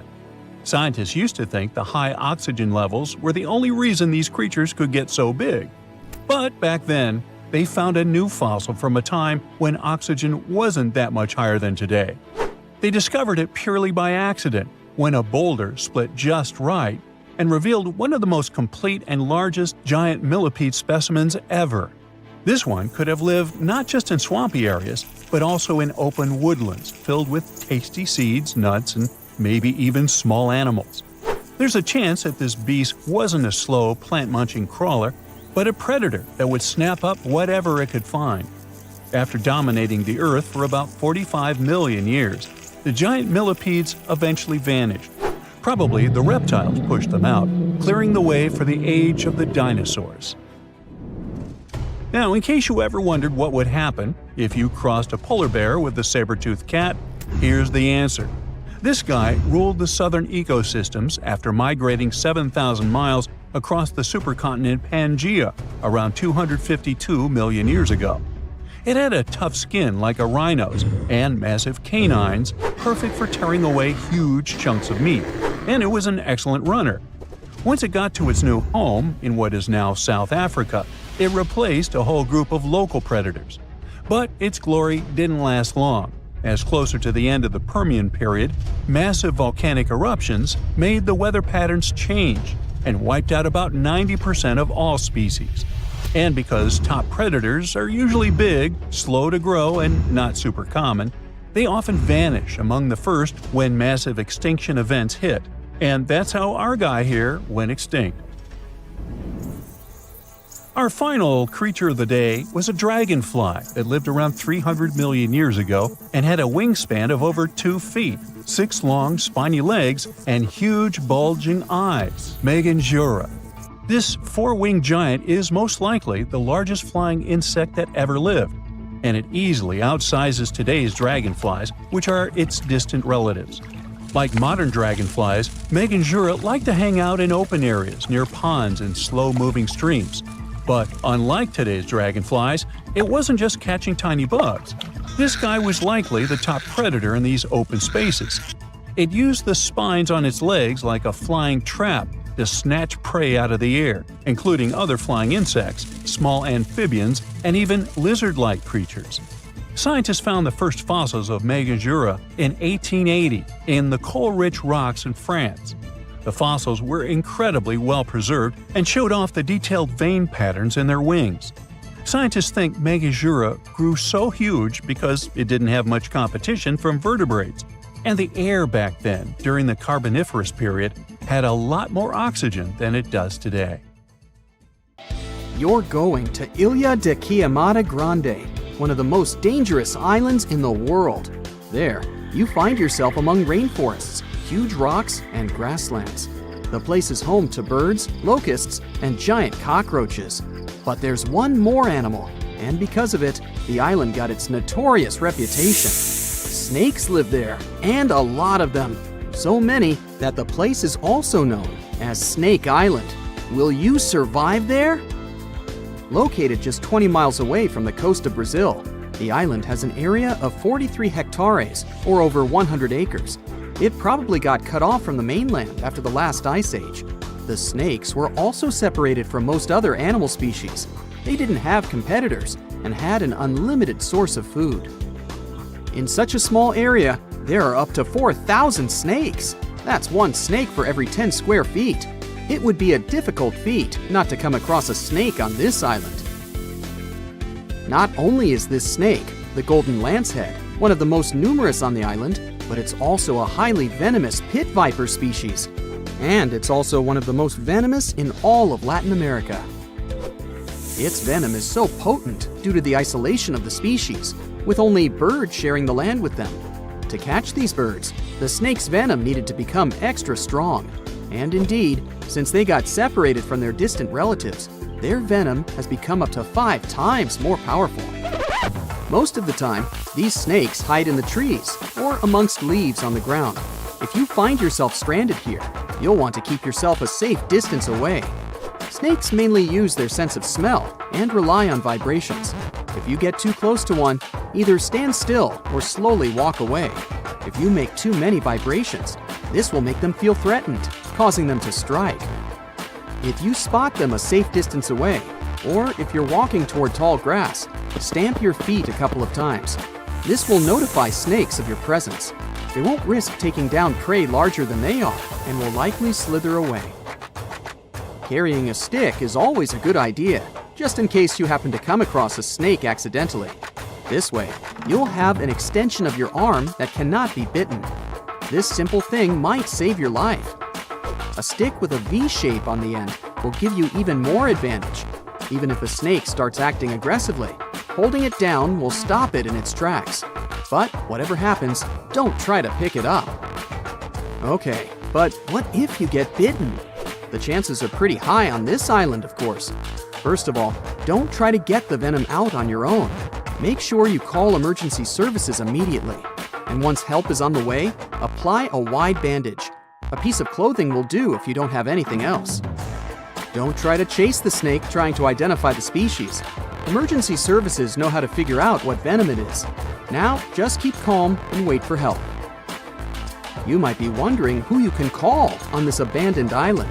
Well, since it's strictly prohibited to visit this place, there are signs advising to stay away all over the island, along with a number you can call if you run into trouble. Let's say you've successfully avoided getting bitten. The next thing to consider is what you can eat there.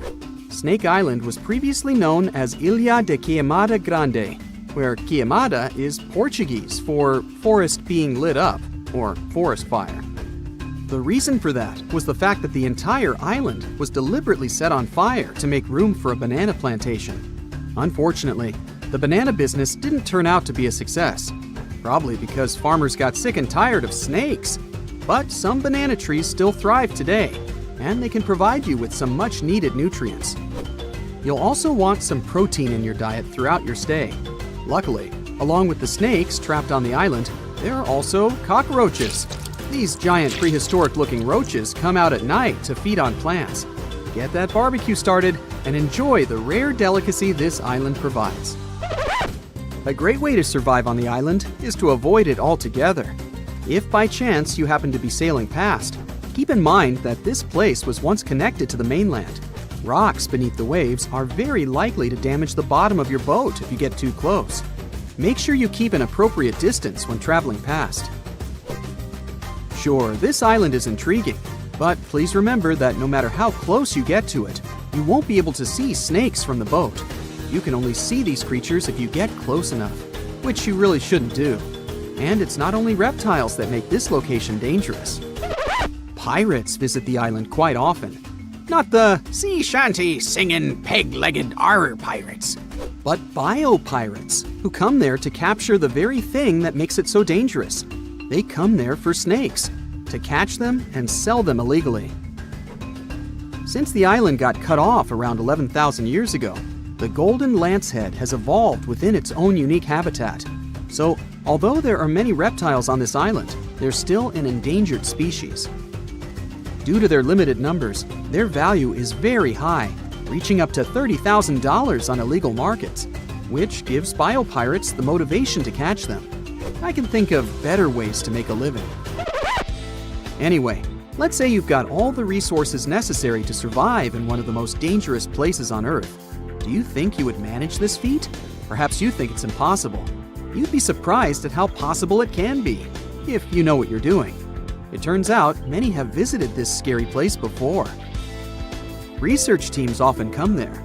They study the golden lancehead snake, its environment, and its food sources for conservation purposes. But scientists always make sure there's a doctor on the team. There's also a lighthouse on Snake Island. It had been operated by people until the 1920s. Then it became automated. One guess why. Brazilian authorities visit the lighthouse once a year to make sure it's still functional. Locals on the mainland know the reputation of the island, so the stories of people going missing are minimal.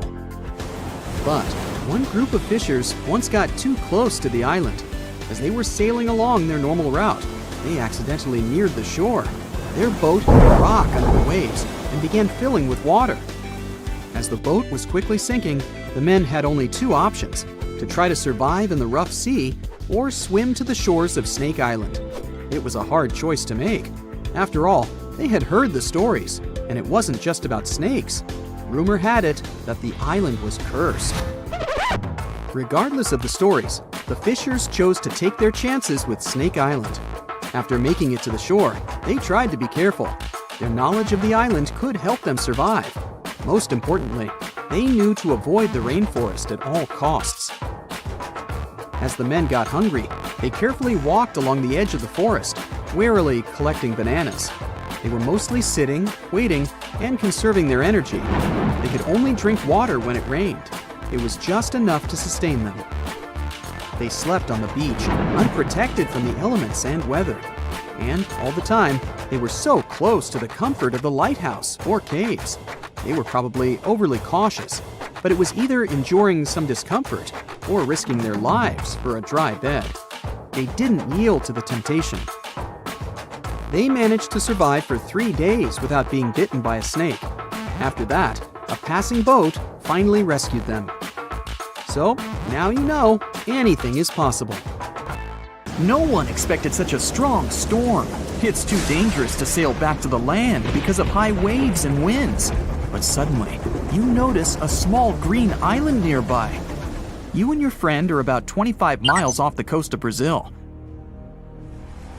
You were fishing and didn't notice black clouds obscuring the blue sky. You're approaching the unknown island and see a Coast Guard boat behind you.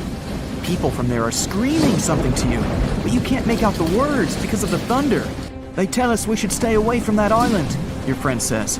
Despite the warning, you still sail since there's no other way out. Around the island, you notice sharp rocks sticking out of the water like knives in the dark. Now you realize what the Coast Guard warned about, but it's too late. Your boat hits a rock. The bottom is pierced. You start to sink. The rain and wind are getting stronger. Both of you fall overboard. Then darkness comes. You wake up in the morning because of the scorching sun and a dry mouth. Your friend and the wrecked boat are lying nearby. Apparently, you'll have to wait for rescuers to get out here. Now, in the light of day, you can see how dangerous the island's coast is. It's surrounded by rocks, and you're lucky you've survived. Getting out of here will be difficult. Together with your companion, you decide to look for coconuts and bananas. Your friend goes to the wreckage and pulls out a bag of medicine. Then, both of you leave the sandy beach and enter the dense jungle. A couple of steps later, you hear a strange hiss. You see your friend. His eyes are filled with horror. Goosebumps run down your back. You feel something alive crawling under your feet, and there's a lot of it. You look down and notice slithering snakes. There are dozens of them. They wrap around your legs, get into trees. They're everywhere. Don't move, your friend says. I think I know where we are. You want to ask him a question, but fear takes away your voice. He reads your face and answers the question. We're in one of the most dangerous places on Earth, the Brazilian Snake Island. These are not just some ordinary snakes.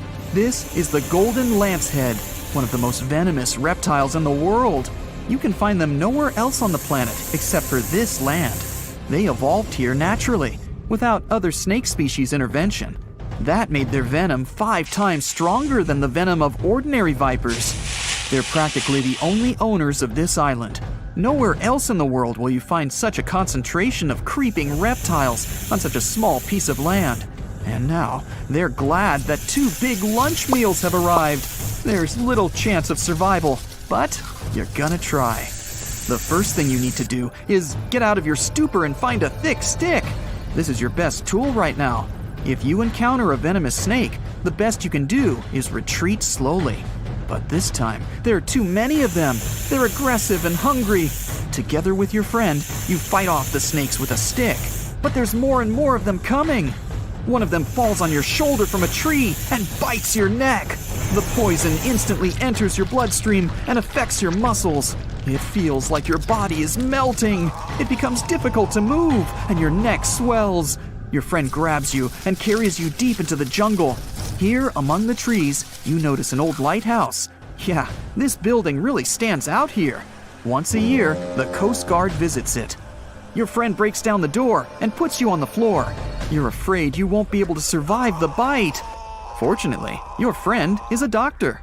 He injects the necessary medicine and saves your life. You have a few minutes to rest before more danger arises. Your friend tells you that the unique snakes appeared here thousands of years ago. This island was part of Brazil for a long time. Then, massive floods separated it from the continent. This part of the land was cut off from the whole world, which helped the formation of a unique ecosystem inside. Vipers that lived here evolved into golden lanceheads. They quickly became the main masters of the island and destroyed all the other animals.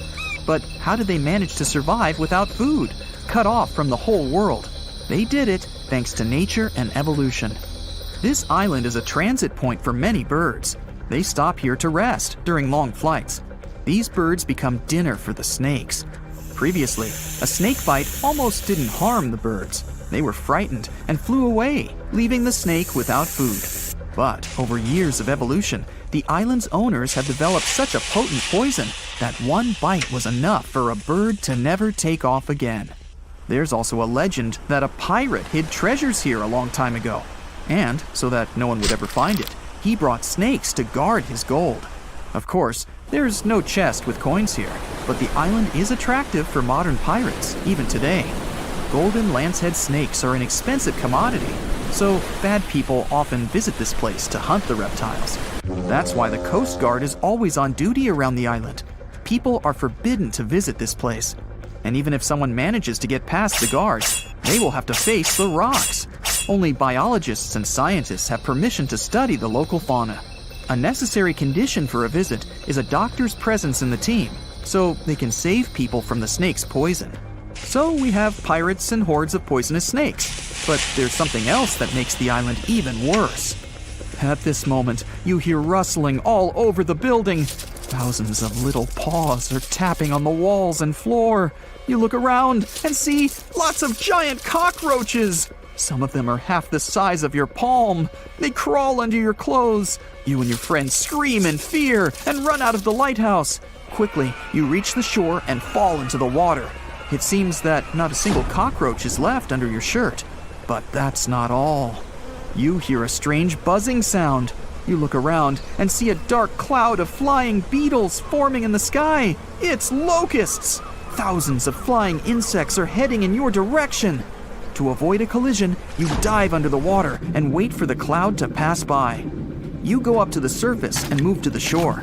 Fortunately, there are almost no snakes here. You and your friend are afraid to approach the jungle and wait for several hours until rescuers arrive. You're nervously painting a pattern on the sand and make a promise that you'll never revisit this place. Finally, you see the lifeguard boat. You're trying to tell them you got here by accident. They believe you and evacuate you from the island. While you're sailing away, you think about what would happen if many poisonous snakes appeared in a village or a small town. It's difficult to imagine what kind of problems people would face. But in fact, there's no need to imagine anything. There is a place on the planet where locals live next to poisonous cobras, but it doesn't create any chaos. A human can live in peace and harmony with reptiles in that village. Welcome to Shetpal village in India. This place has a population of about 2,600, and it's located in the jungle. It's hot here. Locals are friendly and responsive. If you go into one of the houses, you'll see something that seems impossible.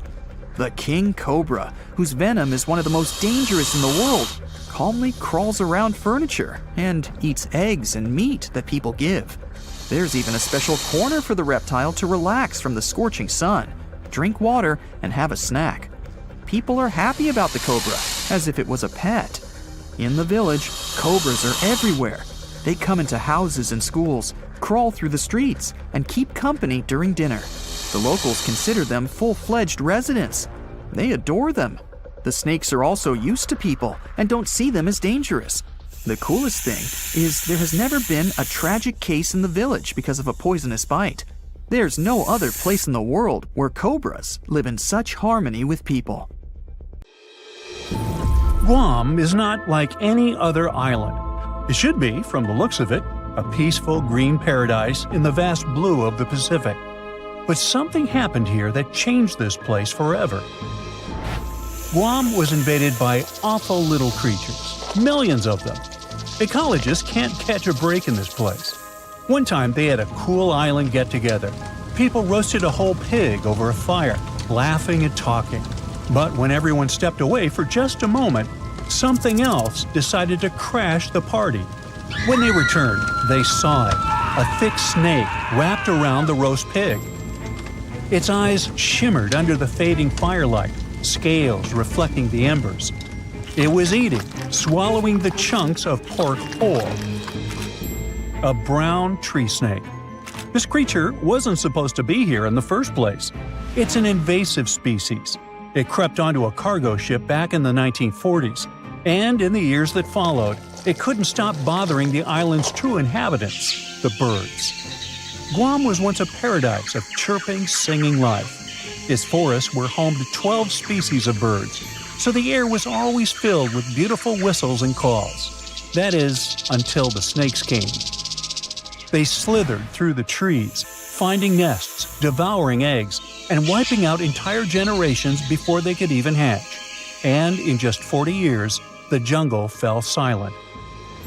Out of the 12 bird species, 10 are completely extinct. The last 2 are barely clinging on. The Guam kingfisher is a funny bird with a cute long beak. It was only saved by a last-minute effort to capture a few survivors. It went extinct in the wild, but ecologists managed to keep them in zoos for decades. And thankfully, there is great news. This year, things have improved for these guys, and now scientists released a handful of them in the jungles about 3,600 miles away. Another barely saved species is a Guam rail, also called coco by the locals. The poor thing can't even fly, a ground bird completely defenseless. Thankfully, people relocated these guys on other islands and helped them make it. But the true horror of the brown tree snake wasn't just its hunger, it was its stubbornness. Now, most predators only eat what they need, but brown tree snakes, they stop at nothing. These guys have zero chill. They'll go for animals that are too big for them to swallow. They'll try to eat random stuff like trash. And if they realize that they literally took a bigger chunk than they could bite, they'll just leave the leftovers to rot. It's horrifying.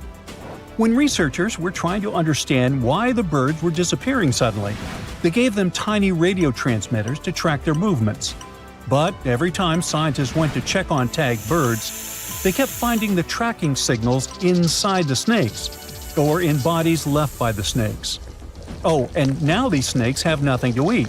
Millions of them. You'd think they'd just give up, but nope, they decided to change their diet. Rats, lizards, garbage, each other. Yep, these guys aren't picky.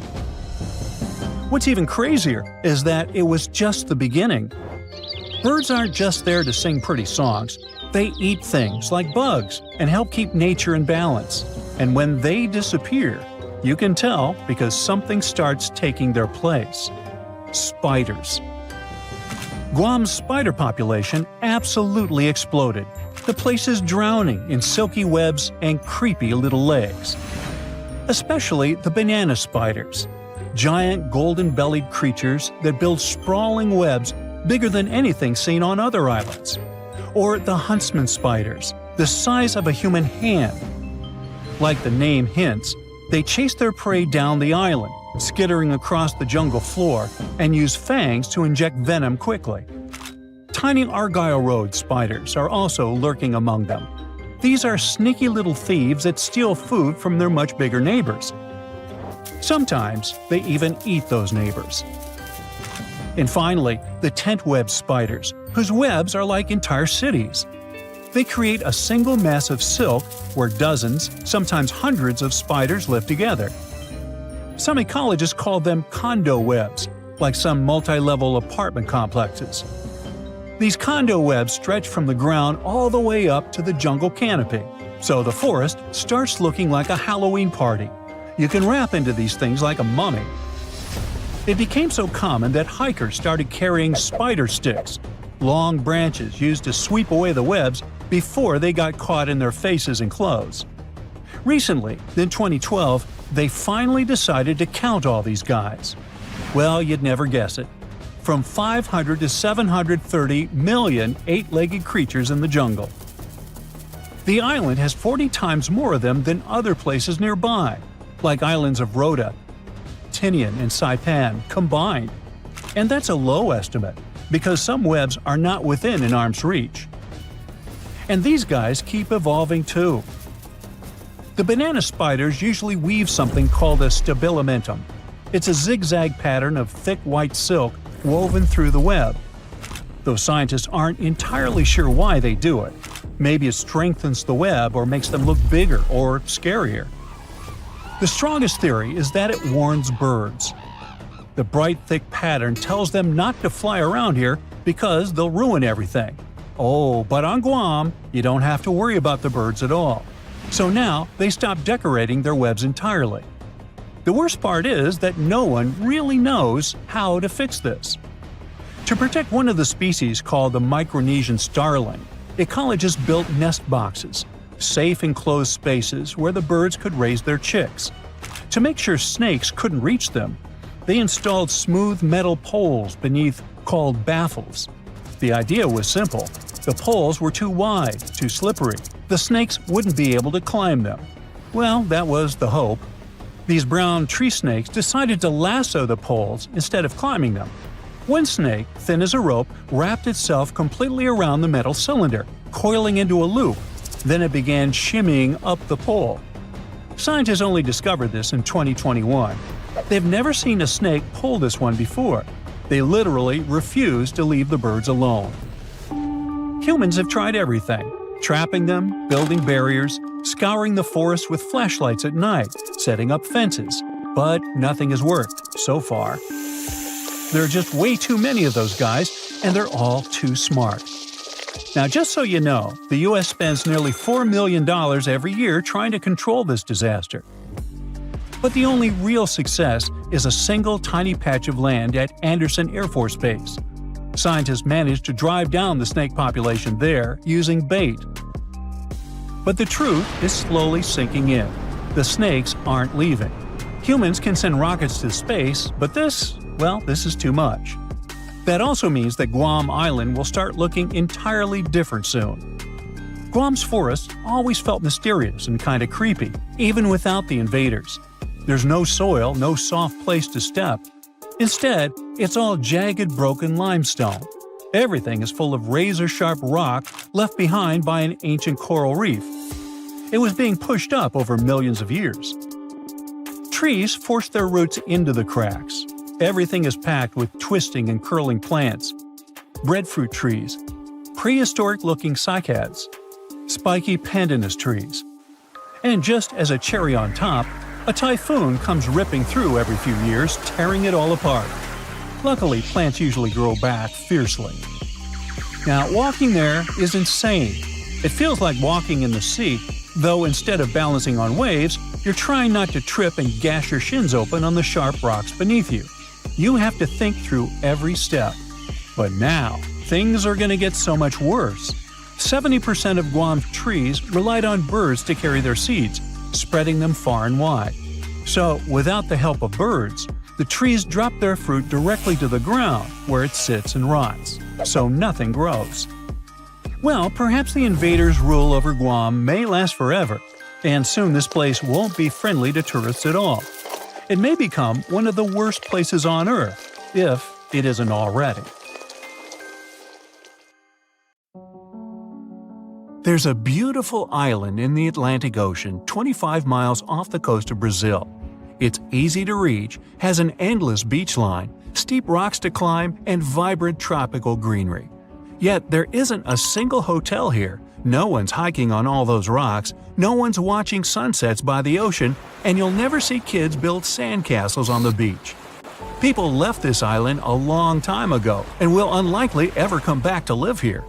It's been long since taken over by creatures you'd rather never meet. Ilha da Queimada Grande has the highest concentration of venomous snakes in the world. It's the only natural habitat of the golden lancehead viper, one of the most dangerous snakes on the planet. Somewhere between 2,000 and 4,000 of these critters live here.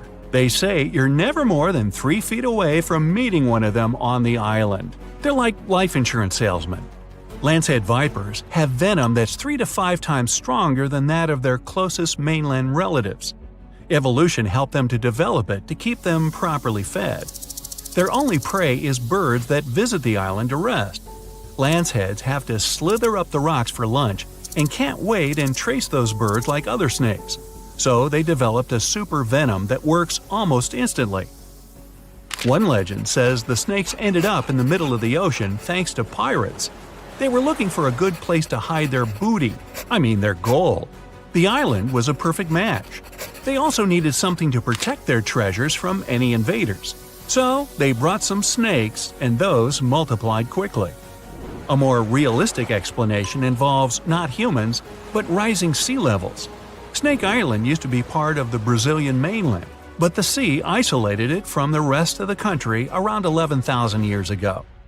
The snakes that ended up on that island were able to spread and thrive because they had no predators to bother them. And when people tried to, let's just say it didn't end well. Another island legend is about a fisherman who came here to pick bananas. He didn't expect he'd have the company of venomous snakes, and they were ecstatic about a new item on the menu. The fisherman ran for his life back to the water, but had been bitten before he managed to jump into his boat. A couple days later, his boat was found, but he didn't make it through the journey. Snake Island has long been uninhabited, but it used to have a human population for a few years, from 1909 to 1920. It was the lighthouse keeper, his wife, and 3 kids. Their task was not to let people on the island. According to another legend, one night snakes got inside their house through the windows. The parents grabbed their kids and tried to escape to the boat. Sadly, the snakes were faster. No one of the family had survived that visit. The lighthouse has been automated. Now the Navy visit it regularly to check if it's in order and keep visitors away from the island. It's both for the safety of people and for the good of snakes that are a critically endangered species. Some of those people are tourists looking for adventures. Others are smugglers that capture and sell lanceheads for $10,000 to $30,000. Animal collectors and scientists are willing to pay that price. There are rumors that the venom helps cure heart conditions. In the past, someone tried to set the island on fire to get rid of the snakes altogether and clear the land for agriculture. But the snakes have an important mission. It's crucial to study them to better understand the whole lancehead snake family and to treat people who get bitten by them on the mainland. Such incidents happen a lot in Brazil. If you really want to visit the island, you have to be one of those biologists or researchers who use it as a real-life lab to study the golden lanceheads. You must go through a lot of paperwork and get an official permission for a visit. There will also always be a doctor in the group to help others if something goes wrong, and Navy officers to make it safe. Elsewhere, there are places where people do survive alongside snakes. Musambwa Island on Lake Victoria in Uganda is home to 2,000 snakes and less than 100 people. That's a ratio of over 20 snakes per person. Rock pythons, cobras, vipers. You can find those even in people's houses. Sometimes they share beds with the locals. They believe the island is home to many kinds of spirits that have transformed into snakes. The people are just guests here, and they must never ever hurt those snakes. Even if you find a cobra under your pillow, you aren't supposed to scream for help. You'll scare away good luck. And if you hurt a snake, well, prepare to pack your bags and leave the island for good. There are also monitor lizards on the island. The snakes live in peace with them and the locals. They feed mainly on bird eggs and won't attack you first. The real danger of North Sentinel Island isn't the snakes, it's the people. The island, about the size of Manhattan and surrounded by corals, is home to one of the most isolated tribes on the planet, the Sentinelese. They're a hunter-gatherer society that doesn't welcome any strangers at all. The only safe outside visit took place in 1967. Based on what they saw back then, anthropologists guess there could be anywhere between 50 and a couple hundred people living on the island.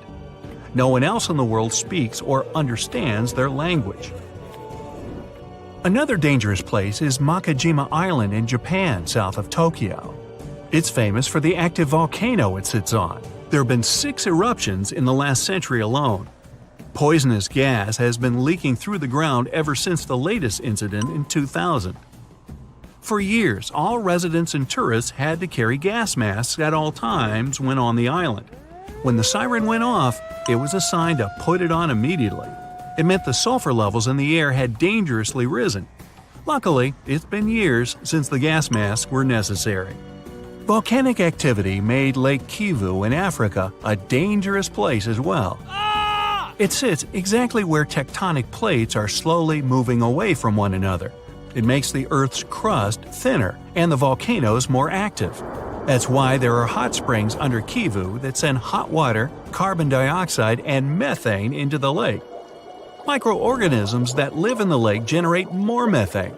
All these gases remain in the water because the lake is really deep. This mix is denser than regular lake water, so the lake has unusual layers. Kivu is dangerous because all the gases trapped in it could find a way out. That would be a disaster. Saba is a tiny Caribbean island that's seen more storms in the last 150 years than any other place in the world. There were over 60 big hurricanes, 15 Category 3 storms, and 7 Category 5 ones, the most destructive a hurricane can get. If you want to try your luck, visit in winter. You'll be less likely to witness a storm, but landing will still tickle your nerves. Saba also happens to have one of the shortest and most dangerous runways on the planet, stuck between 2 rocky ridges. Bouvet Island is the loneliest and most remote one in the world. The nearest piece of land is 1,000 miles north, and the Antarctic coast is 1,100 miles to the south. Fewer than 100 people have ever been here, mostly scientists that used to work at a research station. If you decided to travel there, the journey would take days. If something went wrong, there would be no one to save you in time. Plus, 93% of the island is covered with a glacier, and there's just one appropriate place to moor a boat. Hey, sounds like fun! Sign me up! Not. Mount Washington in the U.S. gets way more visitors, but not everyone comes back safely. It's known as the most dangerous small mountain on the planet. The winds here are the fastest on the surface of the Earth, reaching 200 miles per hour. Hey, let's go fly a kite, huh? Freezing temperatures and heavy snowfalls don't help the ascent either. Hikers are often steered away from trails and roads. Even if you do make it to the top, you'll experience overloads like on the peak of Mount Everest.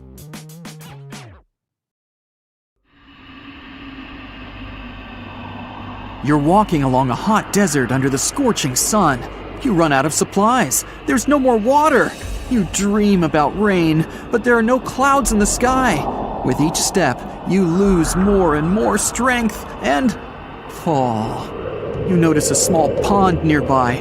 Is it real water or just a mirage? You can't get to your feet, so you crawl there. The water is getting closer by the minute, but not because you're moving towards it. It's the water approaching you. In a few minutes, the pond area increases. Here, you're already in it. A small lake is formed, 60 feet deep, at the place where the piece of desert was. This real event happened in 2014 in the Tunisian desert. No one knows exactly on what day the lake appeared, since this part of the south of Tunisia is sparsely populated. At first, shepherds passing by saw the lake and didn't believe their eyes. In the next few hours, hundreds of locals came running to the place.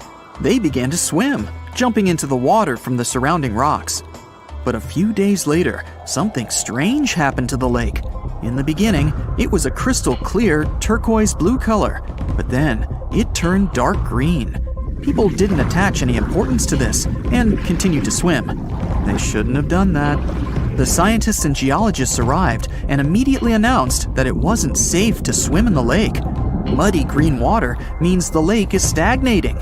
It's not refreshed, it's not fed by underground springs. Now the lake is filled with algae and a lot of harmful bacteria that can cause serious diseases. They also found out that this region of Tunisia is filled with huge deposits of phosphate. This substance can disintegrate and leave radioactive traces. The lake can be carcinogenic, toxic, and hazardous for any living organism. But people didn't worry about this too much. They walk in the middle of the desert, while the sun heats the air to 104 degrees Fahrenheit. Most of them are unlikely to refuse to jump into cool water, despite the warnings of scientists. Until now, no one knows exactly the reason for the appearance of the lake. Some scientists believe the lake was formed because of heavy rains. The lake is surrounded by rocks and is located inside a canyon. The water could just accumulate after each storm. Some geologists think an earthquake was the cause of the lake. A small seismic activity provoked the rupture of the Earth's rock above the water table, and through this hole, all the water splashed out. And if this theory is correct, then the lake can be pulled back underground through cracks. This is the same as when you pull the plug out of a drain hole in a filled bathtub. Any small earthquake is like pulling the plug out. Therefore, if you find yourself in these places, don't swim in this radioactive lake. We're going to the Caribbean Islands region. Among the clear blue sea, you can find a unique lake. It's located on one of the paradisical islands. You may not even notice the lake right away. The entire territory may seem like a huge concrete platform, but the main thing is not to step on its surface. Pitch Lake is a lake filled not with water, but with liquid asphalt. This is the largest asphalt deposit in the world. Steam is coming from all over the lake as it's hot. The depth of this lake is 250 feet. An entire passenger Boeing could fit there in an upright position. The lake is not fully studied, but scientists believe there's a deep fault in the Earth's crust under it. A huge amount of oil seeps through it. It passes through various chemical compounds and turns it into the asphalt. According to rough estimates, there are about 10 million tons of hot material inside this place. Theoretically, no life can exist in such conditions, but scientists have discovered a colony of microbes. Somehow, these creatures have learned to survive here. This also suggests that life outside of our planet may exist. The largest moon of Saturn, Titan, has many hydrocarbon lakes on the surface. And if the simplest forms of life appeared among 1 million tons of molten asphalt here on Earth, then nothing prevents them from appearing on Titan. We're going to Indonesia, to the island of Java. You need to climb a large volcano to see the next phenomenon. The volcano is overgrown with grass and trees, but it doesn't seem to be sleeping. Smoke is pouring out of its mouth. You climb to the top and see a clear lake instead of boiling magma. The blue sky is reflected in its bright turquoise surface. But don't try to jump there. This lake is filled with acid. The magma inside volcanoes comes from the deep bowels of the Earth's crust. The incandescent liquid consists of many molten metals and chemical compounds, and the lake is filled with particles of these metals. In addition, the volcano emits sulfur dioxide gases. When they combine with metals, they form a beautiful turquoise color. You'd better come back here at night. In some places, a lot of sulfur is concentrated. These accumulations come out of the lake and come into contact with the air. When this happens, everything around bursts into bright blue flame. It's safe to observe this from the side, but don't get too close. Nearby, on this island, there's another acid lake. It also releases sulfurous gases into the air, which are easily ignited when in contact with oxygen. And when this happens, the gases burst into a bright blue electric flame. It's difficult to see the flames during the day. At night, you can see these flashes from afar. Our next location is Australia. You start the drone high above the forest area. Among the green dense forests, you can see a bright pink spot. It's our lake. This time, the beautiful pink color may not stop you from swimming. You can relax here and take beautiful photos. The lake attracts thousands of tourists, but scientists have only recently been able to find out the reason for the unusual color. At the bottom of this salty lake in Melbourne, special algae grow and secrete a red pigment. In combination with sunlight, high temperatures, and a small amount of precipitation, it turns the lake pink. By the way, Australia is not the only place with such a phenomenon. There are lakes with a pink tinge of water all over the world. You can find them in Senegal, Bolivia, Kenya, and many other countries. The water of these places is also salty and contains the red pigment of unusual algae. We leave the hot beaches and fly to cold Canada. Here, we see a frozen Lake Abraham. We step on the ice and notice huge frozen bubbles inside. They resemble jellyfish, and there are thousands of them there. This is methane. It's a highly flammable substance. The grass, leaves, pieces of trees, and any organic substances that fall into the lake become food for a lot of bacteria that emit methane. Upon contact with frozen water, methane turns into tens of thousands of frozen balls. When the ice melts, the bubbles burst and sizzle. This phenomenon can also be observed on some shores of the Arctic Ocean.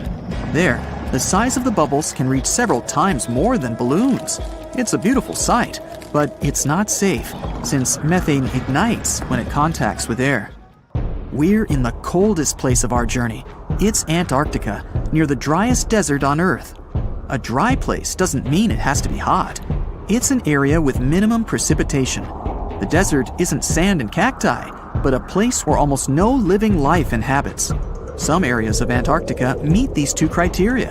However, in this icy desert, you can notice a tiny lake. Its depth is only a few inches.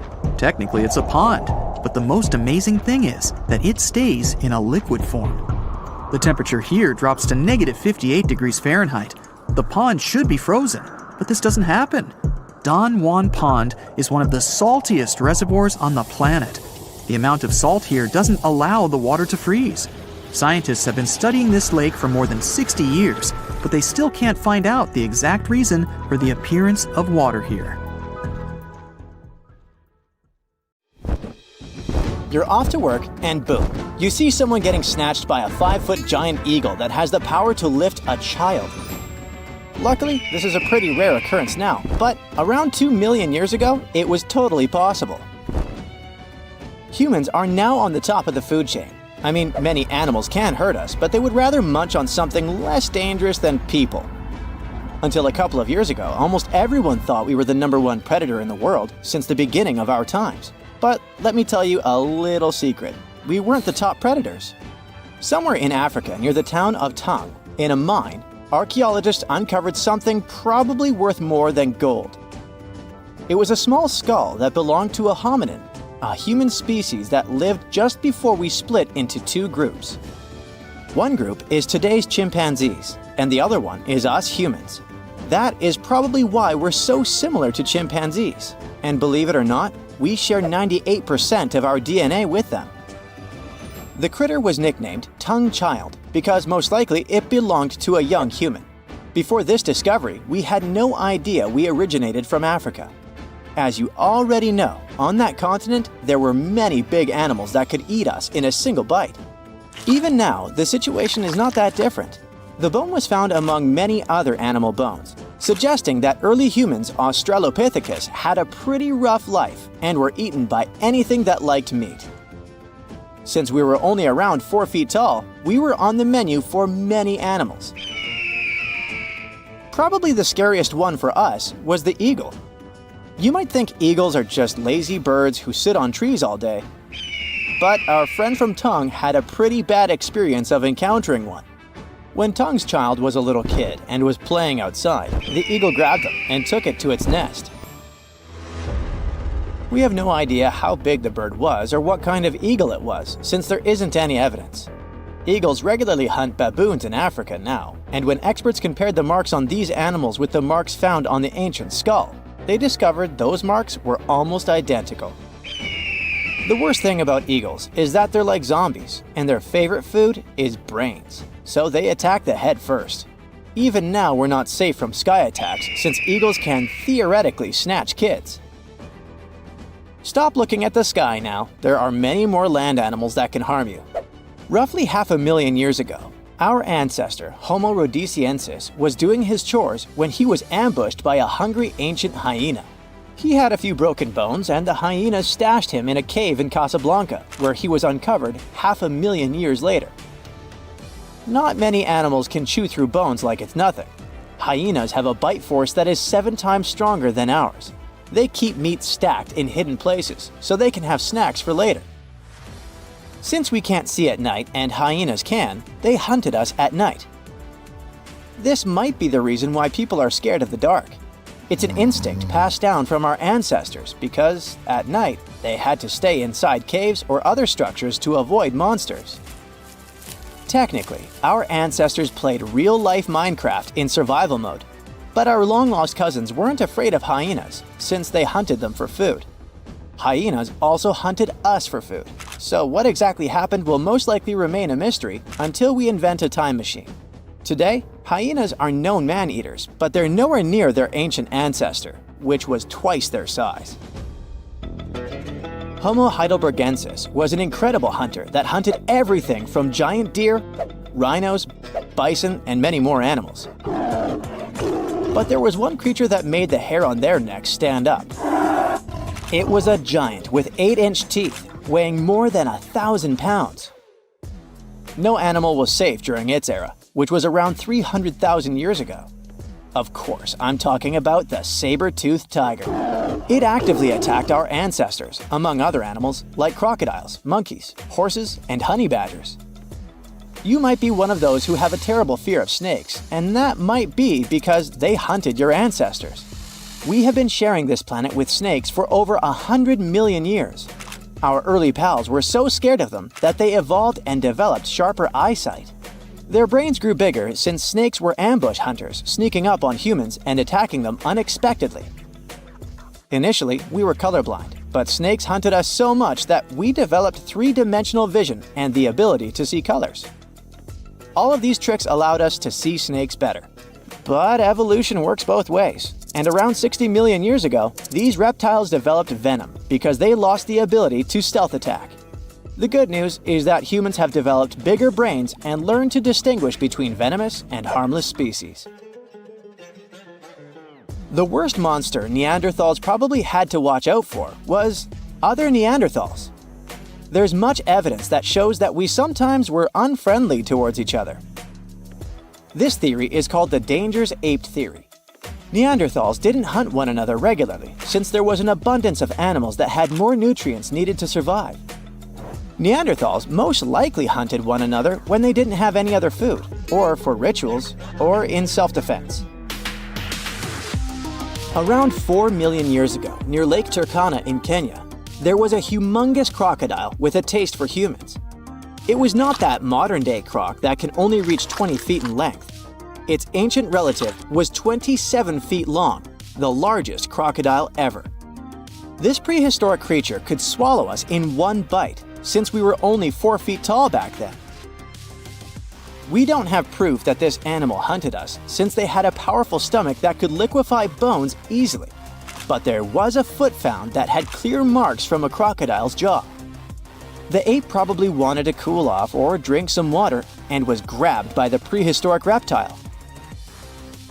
Crocodylus anthropophagus is another croc species that lived near Tanzania around 1.8 million years ago and ate humans like burgers. It loved people so much that its Latin name literally means the eater of humans. They patiently waited underwater for humans to come for a drink, and when they arrived, the monsters would snatch and drag them underwater. Evolution was trying to find solutions because we encountered scary monsters and were hunted by them. All that running from predators had an impact on our bodies. We grew taller and bigger so that birds wouldn't pick us up and fly us to their nest. Like it or not, we had to start walking on 2 legs since we could scan the surroundings much better that way. It helped us to run from predators while carrying food. Plus, standing up made us look bigger. Now we throw things with our hands for fun. For example, while playing basketball. But back then, we had to throw rocks at predators to make it out alive. Chimpanzees also used this throwing technique to scare off predators. We started talking to each other to coordinate attacks better and plan what to do when we saw danger. We all know that working in a group or playing a team sport is interesting and a lot of fun. But believe it or not, this is because in the past, we had to be team players. Otherwise, we risked being snagged by a predator. Our brains are still wired the same. However, these techniques didn't always work, and archaeologists have found many more bones belonging to humans eaten by giant eagles and other animals. Your heart is racing. You're running for your life from one of the biggest creatures you've ever seen. A giant reptile on 2 legs, sprinting right behind you. You hear the sound of a raging river next to you, but decide not to jump in. Thick leaves and bushes keep blocking your path, and you keep getting stuck in the mud. Everything around you is out to get you, and there's nowhere to hide. You spot a hollowed-out tree trunk and crawl inside. Whatever's out there is getting closer and closer. You hear deep guttural breathing and huge stomping. It's getting closer. You see a large tail from a crack in the tree trunk, swinging and knocking down bushes and small trees. Whatever it is, it's sniffing you out like those dogs at the airport. And right next to your face are giant bugs the size of a house cat. Perfect. You've always been scared to even look at crawly little things, but this one's so close and so big, you can actually see its facial features. It's looking at you like you're the alien. You want to scream, but can't. Then, out of the darkness, more bugs. They're curious things, flicking their antennas all over your body. Okay, this is too much. A bug is one thing, but now, a giant centipede thing is crawling your way. Its fangs are the size of your thumb. You dart out of the tree trunk and come face to face with a giant monster. It stops and stares at you, knowing you have no place to go. Claws and teeth the size of bowling pins. That's enough to keep you up at night. It's getting ready to charge right at you. Welcome to the most dangerous period and area in history for a human, the mid-Cretaceous Sahara. This place was thriving around 100 million years ago in what would now be North Africa. Back then, the continents were all arranged differently, and the weather was wild. Extreme storms were pretty common, and temperatures would rise and fall like a Mexican wave at a soccer stadium. Then, sea levels started to rise. Water flooded the Chem region, an area between modern-day Algeria and Morocco. Over the next millions of years, asteroids, volcanic eruptions, and other natural disasters wiped out everything else. Bye-bye, dinosaurs. Thanks for playing. You probably think of the Sahara as one of the most inhospitable places on Earth, but back when it had trees and rivers, it was even more dangerous. The famous River of Giants was a huge river system that stretched from modern-day Egypt all the way to Morocco. The land was flat and not much vegetation grew there, but it was enough for life to exist. Frightening, scary life. That creature you're staring at, it's a giant, scary-looking theropod, and it's out to get you. Imagine a T-Rex-like dinosaur that's more than 32 feet tall and has an epic jawline. Scary stuff. They were the top dogs in the food chain back then. And that's why this place and period in history was so unique. The entire area had an incredible imbalance between hungry dinos and poor little dino snacks. There wasn't enough food to go around. Scientists were never able to find much evidence of herbivores. That means it might have been a royal rumble of carnivorous creatures waiting to pounce on each other at any moment.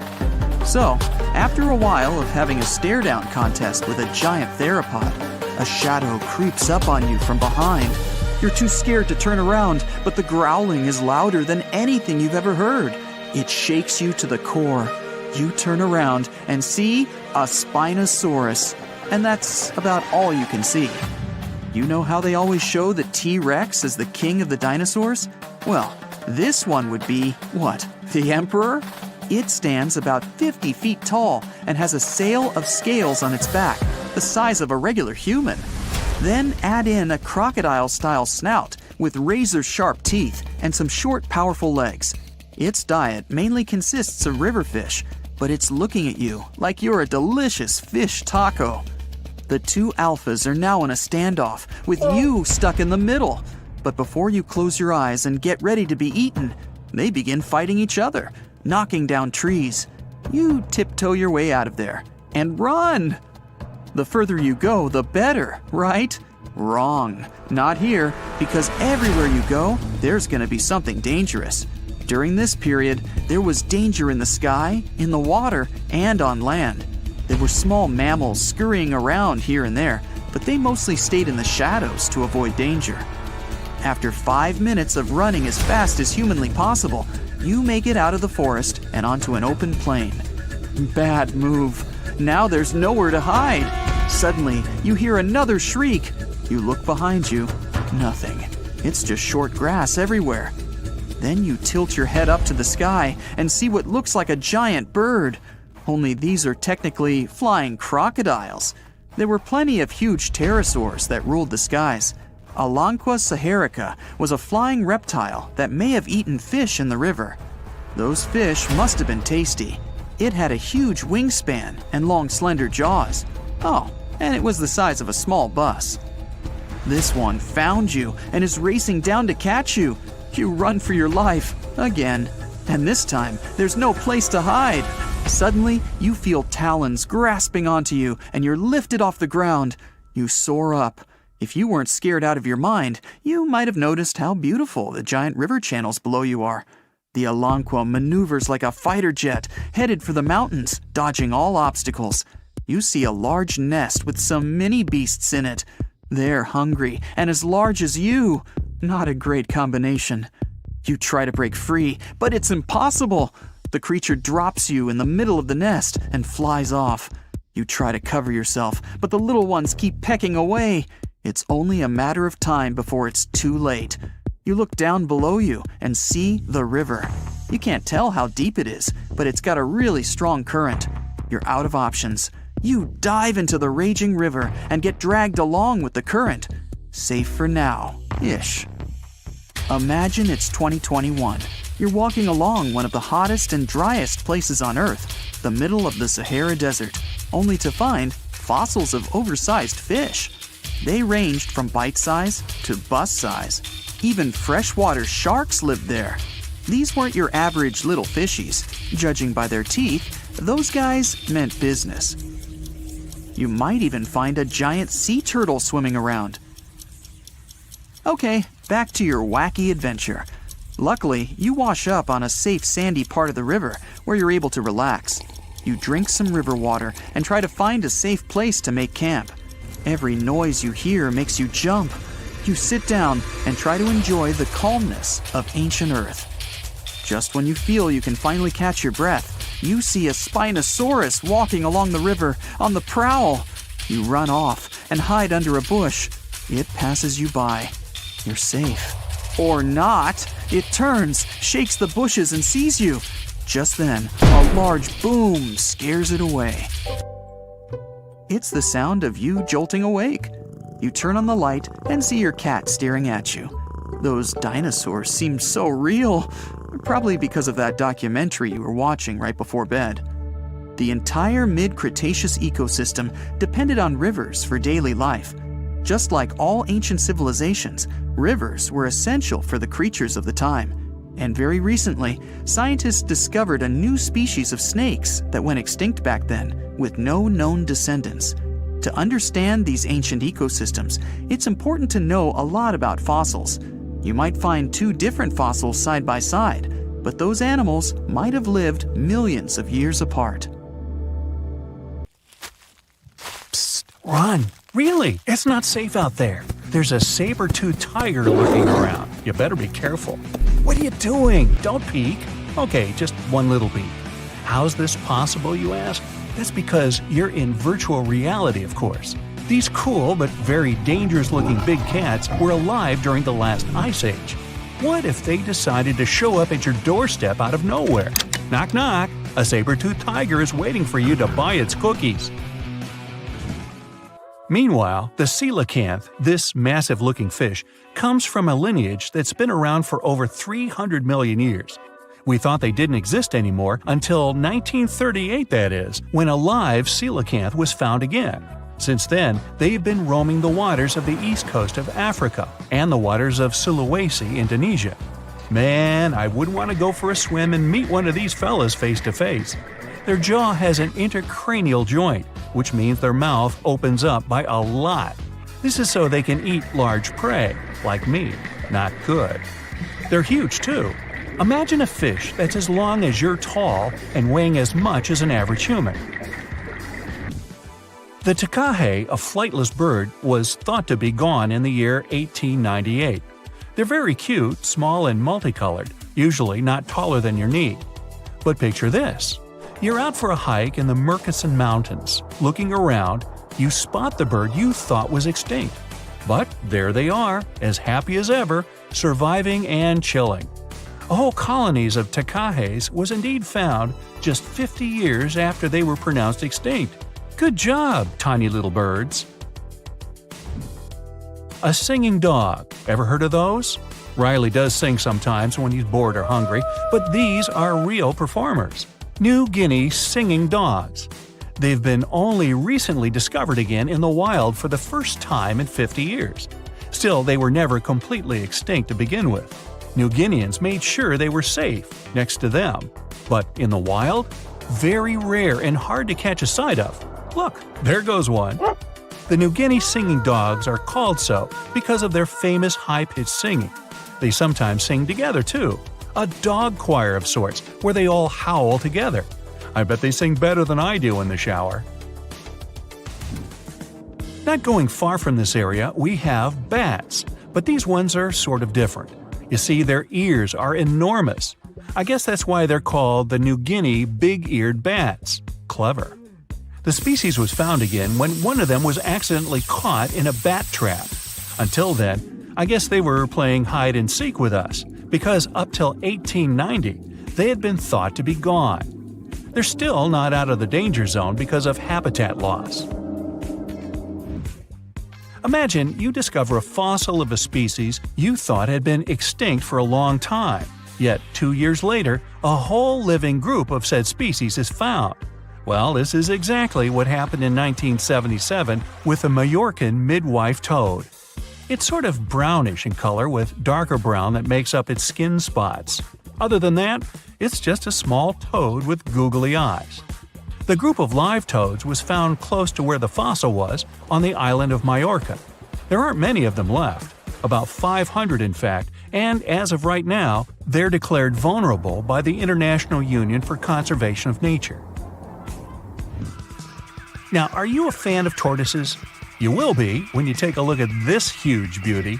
It's called the Ferdinanda Island Galapagos tortoise. It hasn't been seen since 1906, but on February 17, 2019, we were finally able to look at one of these beautiful creatures.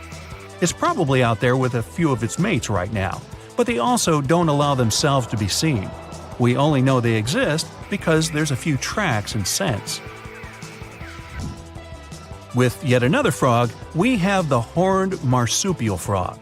They're out and about in Ecuador, in the Chocó forest to be more specific. They're called this way because of their distinctive horns directly on top of their eyes. You know the pouch kangaroos use to carry their offspring?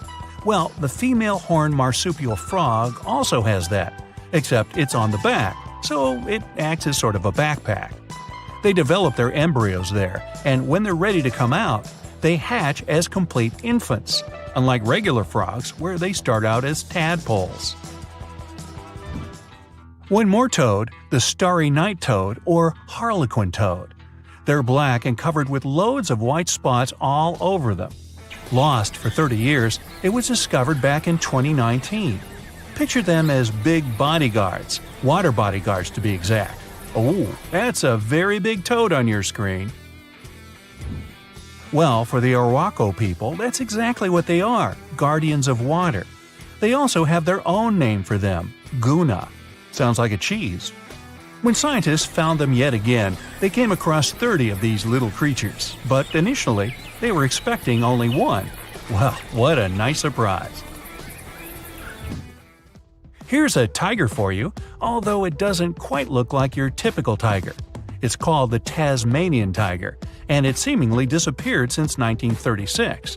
But then, out of nowhere, people started seeing them out there in the wild just 5 years ago in 2016. They sort of resemble dogs more than tigers, or a fox maybe. Just take a look at its muzzle. Maybe even a mix of both. Then, a few others started popping up too.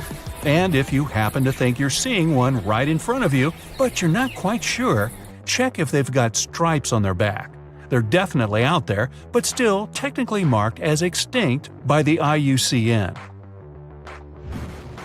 Okay, picture a horse that looks straight out of a movie scene. Tiny, gorgeous fur, very well behaved. It's tiny, but it's not a pony. It's a Caspian horse. They have an interesting backstory to them. They were discovered by Louise Leyland, who got married to an aristocrat in 1957. Having moved to Tehran, Iran, she didn't quite like how the horses behaved there, so she took matters into her own hands. She took a few people with her, and off they went to the Caspian Sea mountain. And in there, they found 3 of these beautiful tiny little horses. Well, that's how the story goes. Coming up next, a possum that was found in an unexpected place. Guess where? You have 3 options to pick from: hiding in a ski resort, in the Australian outback, or in someone's apartment in the bathroom. Which one do you choose? You have 3 seconds. The right answer is a ski resort. Yes, this possum is called the mountain pygmy possum, and it's originating from Australia. So far, there are 3 different living populations of this tiny possum, but it was believed to be extinct until just 1966. There are fewer than 100 of them, so the IUCN has marked them as critically endangered. Also from Australia is the night parrot, an absolute delight to birdwatchers. Very beautiful, yet mysterious. These little fellas live in very remote areas. You can probably count on the fingers of your hand how many times these birds have been seen since they were found again in 1979. That's how rare they are. Have you ever seen a pygmy tarsier? Neither have I. It was only in 2008 that 3 of them were caught. Scientists don't really want to lose track of their movements again, so what they did was gift them with tiny little collars. This way they can live their life as happy as ever and will know they're safe. The last one I want to tell you about is the tree lobster, but as the name might mistakenly tell you, they're not really lobsters. They're just big black bugs with huge legs. Their extinction story is a sad one. In 1920, A cargo ship got stuck on Lord Howe Island, and it had rats aboard. These rats fled the ship and ran straight to land. Even though tree lobsters are bigger than most insects, they're still relatively small compared to rats. The poor things never stood a chance. Still, in 2004, life shone again for these distinct critters. A pair of Australian scientists were out and about on the island and came across 24 of them. All of them were living beneath one single shrub. Hey, if there's enough space for everyone, it's not small, it's cozy. Bottom line, it's better to be distinct than extinct. Don't you agree? Australia used to have its own giants. Those were huge animals that could have dwarfed anything living on this continent these days. Scientists found the remains of many of those ancient creatures in the Narracuta Caves in South Australia, 4 hours away from Adelaide. It's a lovely region, but it can be treacherous. Watch out for holes the ground is pocked with. Known as pitfall traps, many of them are no wider than a coffee table. They're deep and plunge into the darkest of caverns. One of such caverns is called Victoria Fossil Cave, and it's a treasury that's been hiding the bones of around 45,000 animals for centuries. Some of the oldest bones belong to creatures far more terrifying than any animal you can encounter today. Those were the ancient Australian Megafauna, huge beasts that roamed the continent during the Pleistocene epoch. During those, there were giant snakes, huge flightless birds, wombat-like creatures the size of a rhinoceros, and many others. One of the largest examples of the Australian megafauna scientists have discovered so far is the Diprotodon. That giant herbivorous creature was 10 feet long and 6.5 feet tall, and weighed more than 6,000 pounds, about as much as a small Asian elephant. Even though this terrifying beast didn't eat meat, it could have smashed other animals with its sheer weight. Scientists have found the remains of hundreds of such creatures all over Australia, so it's safe to say that no other animal from that time or in that location was larger than this giant. Despite its creepy appearance, the Diprotodon was a relative to the modern-day wombat, and those are known to sometimes pounce humans. The Diprotodon had toes that pointed inward and were well suited for digging burrows. On the other hand, Diprotodon was a giant, and it was unlikely that it used to do so. It was likely a trait it had inherited from its smaller burrowing ancestors, or it could have used its claws to search for roots. This theory is supported by the fact that the animal's pouch was facing backward. It prevented any dirt from collecting inside while the creature was digging. Since this animal was so big, it didn't have to worry much about predators. Up until 60,000 years ago, when the first humans appeared on the continent, full-grown Diprotodons only had to look out for creatures like the quincana. Measuring in at a whopping 20 feet long, the quincana was a land crocodile. It lived in Australia from around 20 million to 40,000 years ago. It disappeared along with most other mega creatures of the last ice age. It's thought to be the result of the first humans coming to the continent. Even though the quincana was extremely fast and dangerous, it was possible that this creature got outcompeted by human hunters who took all available prey. Unlike modern crocodiles that are mainly aquatic, that mighty beast was a land dweller. Scientists figured it out by studying the quincana's legs. They were able to support and carry the body clear off the ground. It means there was no escape for ancient people once the quincana spotted them. Modern crocodiles can only push themselves along on their bellies. Such an adaptation allowed the quincana to chase its prey for long periods of time, exhausting it in the process. Another creepy feature of this ancient monster was its teeth. Aquatic crocs have conical teeth. Those are great for gripping and holding on to prey underwater. But quincana had knife-like teeth, ideal for slicing soft-bodied animals like, mammals. Another Australian monster, Thylacoleo, wasn't all that large, but it didn't make it any less terrifying. It was still among the top predators and the biggest carnivorous animals in Australia. This creature was a true oddity of nature, even by prehistoric standards. First, its teeth resembled not those of a regular predator, but those of a rodent. Its front incisors were enlarged, taking the place of canines. Premolars were also shaped like blades. They were used for cutting flesh and bone. At first, scientists thought that Thylacoleo used those teeth to eat nuts and fruits. But later, a study showed that the use of such teeth was better suited on necks and spines. Uh-oh. The jaws of this ancient creature were immensely powerful. A 220-pound Thylacoleo had a bite force similar to that of a present-day 550-pound lion. It means that the animal could easily bring down prey much larger than itself. Then there was Thylacoleo's tail. It had strong muscles which provided the animal with the ability to use the tail as support when tackling large prey. The Thylacoleo had retractable claws, and this feature is very uncommon among marsupials. It allowed the animal to keep its razor-sharp hooks from getting blunt and could help it get a better grip on its prey. Scientists are quite sure that, like today's leopards, the Thylacoleo could climb trees and jump on other animals from above. It was done so fast and stealthily, they never knew what hit them. The creature's rear feet support this theory. The first toe there was reduced, but the foot had a rough pad like what modern-day possums have. It allowed them to have a better grip while climbing.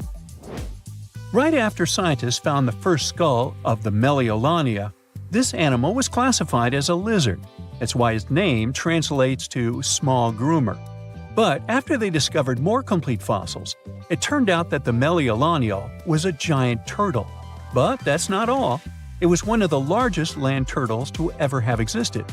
The main reason researchers initially believed the creature to be a lizard was the fact that its skull was adorned with a series of spikes. It's something the modern-day horned lizard can boast.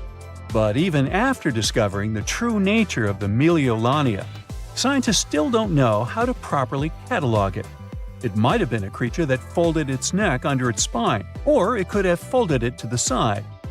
Beside those defensive mechanisms on its head, the Meliolania was also equipped with a spiked tail, which was probably used to prevent predators from attacking the animal from behind. Most species of the Meliolania disappeared around 2,000 to 3,000 years ago because of humans who hunted them to extinction in both Australia and on the surrounding islands. It took around 2 centuries for these turtles to go extinct in that region of the globe. The Megalania was a giant Australian lizard that existed at the end of the Pleistocene epoch. It looked like a Komodo dragon and the Australian monitor lizard, which are both believed to be Megalania's closest living relatives. Fossils tell us that the ancient animal was anywhere from 15 to 26 feet in length. Ow! The youngest fossil remains of this ancient Australian monitor lizard date back to about 50,000 years ago. The first indigenous settlers must have encountered Megalania, which led to the lizard's extinction. Originally, scientists thought that the Megalania was the only member of the genus Megalania, but these days it belongs to the genus Varanus, which means that the prehistoric creature is closely related to other Australian monitor lizards. Our next giant creature on our list was once dubbed an ostrich on steroids. I mean, look at it. It was the last of the thunderbirds to go extinct in Australia. The Genyorus lived on the continent at the same time as early humans. They might have coexisted for 15,000 years or so before the huge bird eventually disappeared. This theory has some proof. The bird's fossils found along with human artifacts. Some cave paintings also depict flightless birds similar to the Genyorus in size and shape. Although it wasn't the largest bird in Australia, the goose-like creature was still as tall as a grown-up man and weighed around 550 pounds. Even a modern-day ostrich can be dangerous if it feels threatened. Imagine meeting its giant prehistoric relative. Scientists are still arguing about its diet. Many believe the creature was an herbivore, but there's still a chance that the Genyornis was a partial scavenger. Its small, stubby wings and powerful hoof-like legs hint that the bird could have been a plant eater. But its huge beak and exceptionally deep lower jaw evoke suspicion. Such features are highly unusual in birds. There's a lake in the heart of Asia that holds 1/5 of all the world's liquid freshwater. It's more than all the 5 Great Lakes have together. Even if all the rivers on our planet suddenly changed their direction and set on a mission to drain this lake, it would take them a whole year to finish the job. I'm talking about the deepest lake in the world, Lake Baikal. If you decide to go all the way down to its deepest point, prepare for a journey of almost 5,400 feet. The descent takes several hours. But the rift floor of the lake is way deeper, between 5 to 7 miles beneath the surface. It means it could be even further down than the Challenger Deep, which is the deepest known place on Earth. The amount of water it has would be enough for everyone on Earth to have something to drink for up to 50 years. This mighty giant of a lake replenishes its water completely every 383 years. Baikal has a great delivery crew of over 300 rivers and streams, bringing their waters right in. And only one river flows out of Baikal, the Angara, which is headed straight for the Arctic Ocean. Baikal isn't only the deepest, but also the oldest existing freshwater lake in the world. It formed at least 25 million years ago. It all began when the Earth's crust decided to play Tetris and created the lake and the surrounding mountains. At some point, Baikal must have been just a humble riverbed, but then tremors and fractures shook the Earth, and the distance between the shores got bigger. Water levels rose thanks to the melting glaciers. Then, several lakes formed and later merged into one. Baikal is one of around 20 lakes in the world that are older than 1 million years. And since it wasn't disturbed by glacial periods, it's a perfect research ground for scientists. Its deep-drilled core sediments can tell a lot about the climate of our planet in different periods. Since Baikal is in a rift basin with 2,000 seismic tremors per year, the lake is deepening and still growing in size. Its shores drift apart at around the same rate as South America and Africa are moving away from each other, so it has all the potential to become an ocean. Another thing Baikal has in common with the oceans is that it has water rich in oxygen, even at its lowest depths. This is one of the reasons why the fauna of the lake is so incredibly rich. It's home to over 2,500 various animals and 1,000 plant varieties. Around half of them are unique and only exist in this area, like the endemic algae, the Baikal omul fish, and the Baikal oilfish. There are also some bears, elk, and lynx living on its shores. They must appreciate the fact that the temperatures around the lake are always higher than the rest of Siberia, thanks to its huge water mass. Most Baikal dwellers prefer to stick to the bottom of the lake, but there's one brave guy you'll meet if you decide to visit. Meet the Baikal seal, also known as Nerpa. It's the only true freshwater seal in the world. Nerpa's eyes are so cute it nearly landed the part of Puss in Boots in Shrek. Nerpa in Boots sounds good to me. These huge eyes are there to help them follow their favorite pelagic fish underwater. There are other seal kinds that can handle freshwater or use it to breed, but these cuties spend their entire lives in it. But wait, how did seals, which are supposed to be oceanic creatures, end up in a lake miles and miles away from the sea? About 400,000 years ago, during the Pleistocene era, these adventurous creatures traveled up the river and drainage systems that connected Lake Baikal to the Arctic Ocean. The ringed seal that still lives in the Arctic is believed to be the Baikal seal's closest ancestor. Today, Baikal seals are confined to their freshwater home because of the changes in waterways. And they seem to be pretty happy with their home as they can choose from a huge variety of food to eat. The seals mostly hang out in the north and central areas of the lake, but move south in the winter. The lake gets covered with ice, which they use as a chill-out zone, just like their oceanic cousins use rocks or the beach.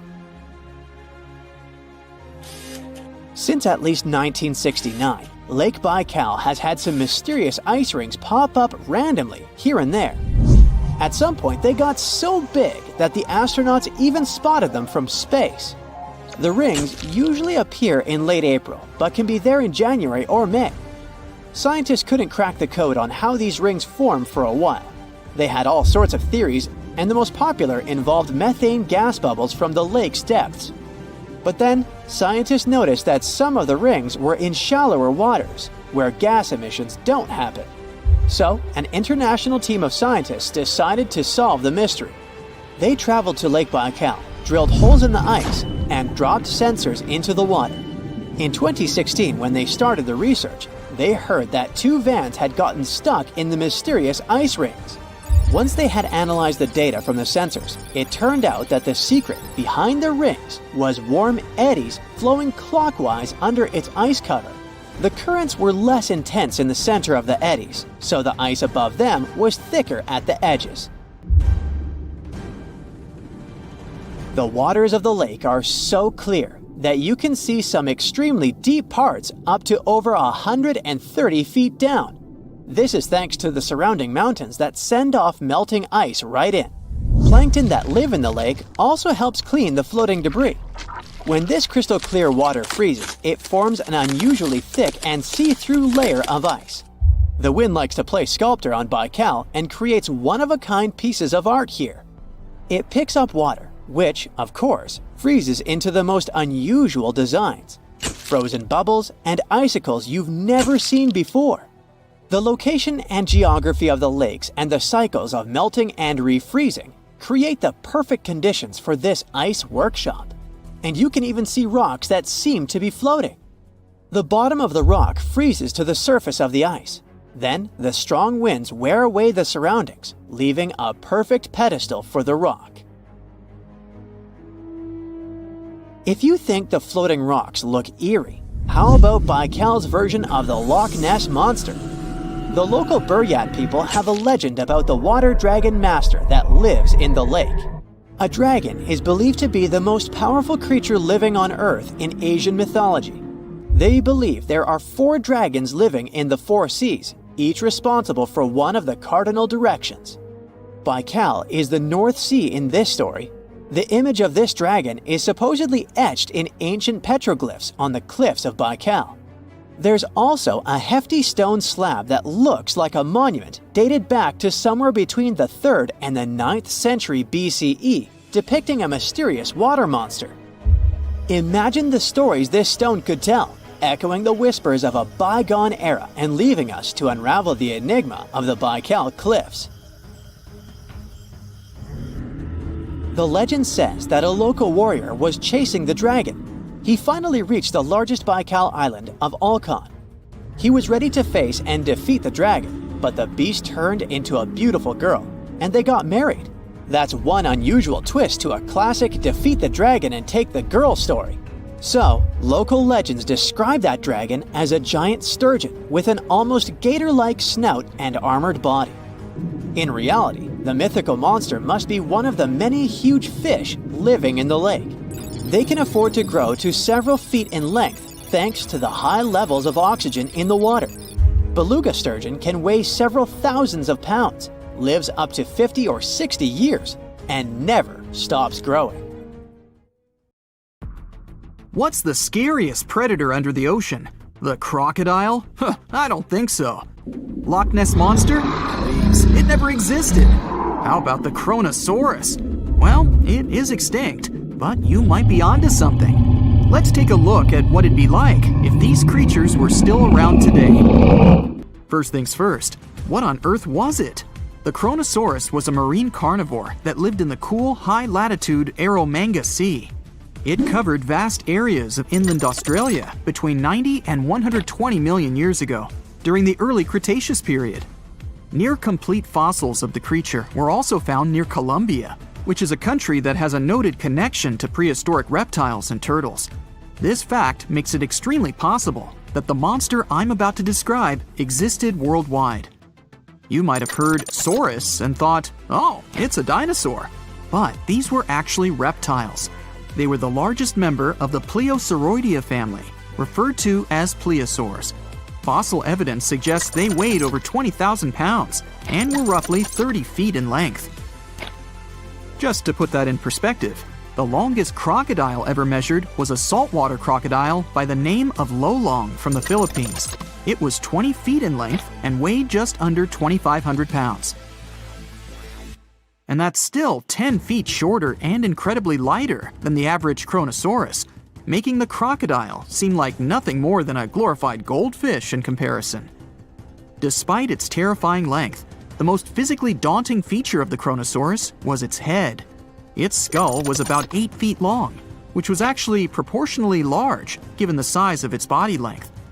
anything that was unfortunate enough to end up inside the Kronosaurus's mouth may have been given false hope. After all, the teeth of the beast weren't actually that sharp. On second thought, I take that back. I wouldn't feel confident around a toothless snake, let alone being inside the mouth of this monster.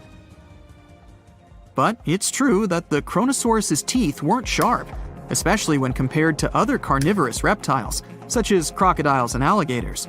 The teeth of this prehistoric sea creature were instead conical. This means that they were cone-like in shape. Unfortunately, this lack of sharpness didn't make them less dangerous.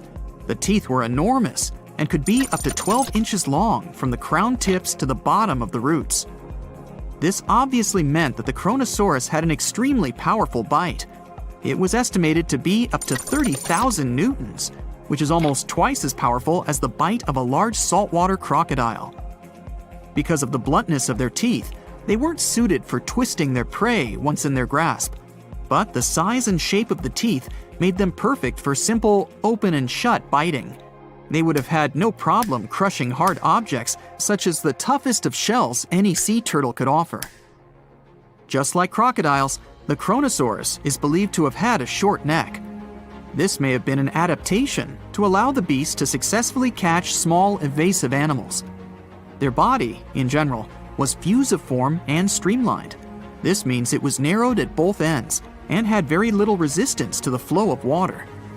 The Kronosaurus was also equipped with 4 paddle-like limbs. The hind limbs were larger than the front ones. They could span approximately 7 feet in diameter.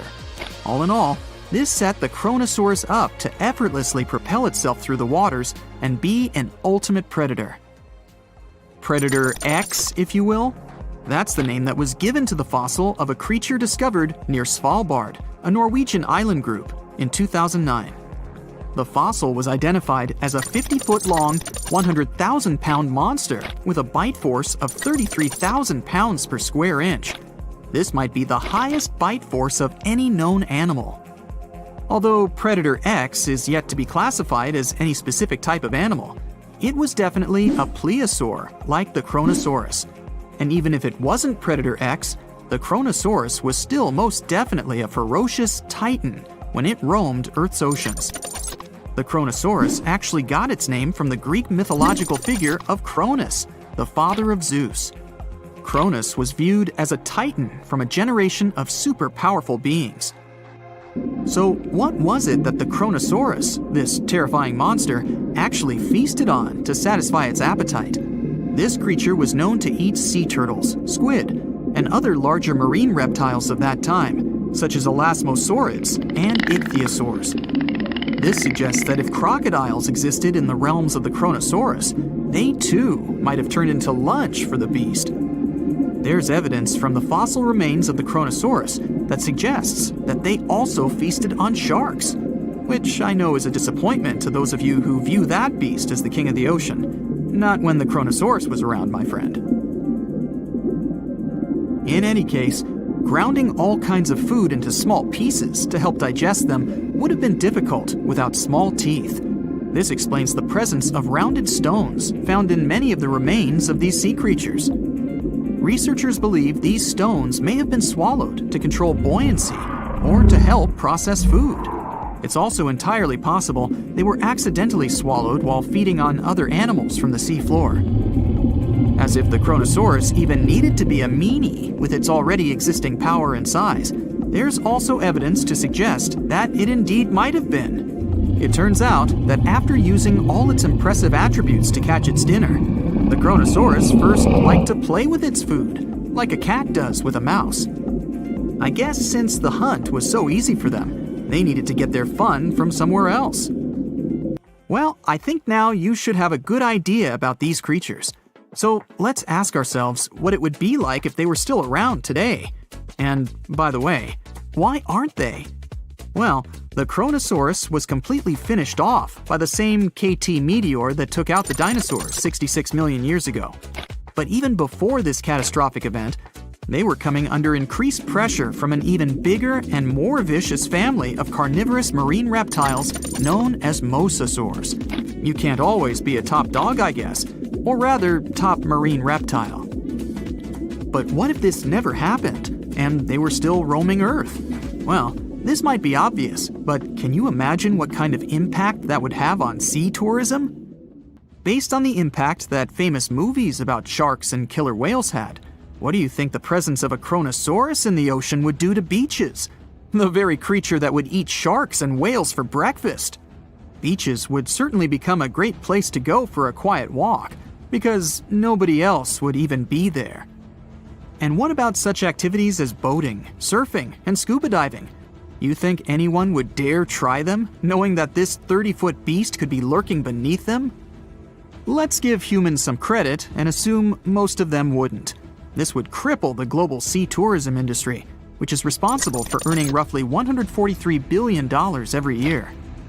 Just to make sure this shocking point hits home, the most expensive yacht to ever roam the ocean was called the History Supreme.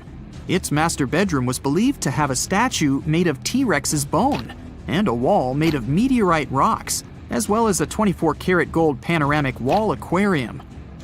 Anyway, this yacht was worth nearly $5 billion, meaning you could buy 38 of them with the money lost and potential damages to sea tourism caused by the Kronosaurus. I'm sure that the yacht's owner was happy the beast never made an appearance in their luxurious aquarium.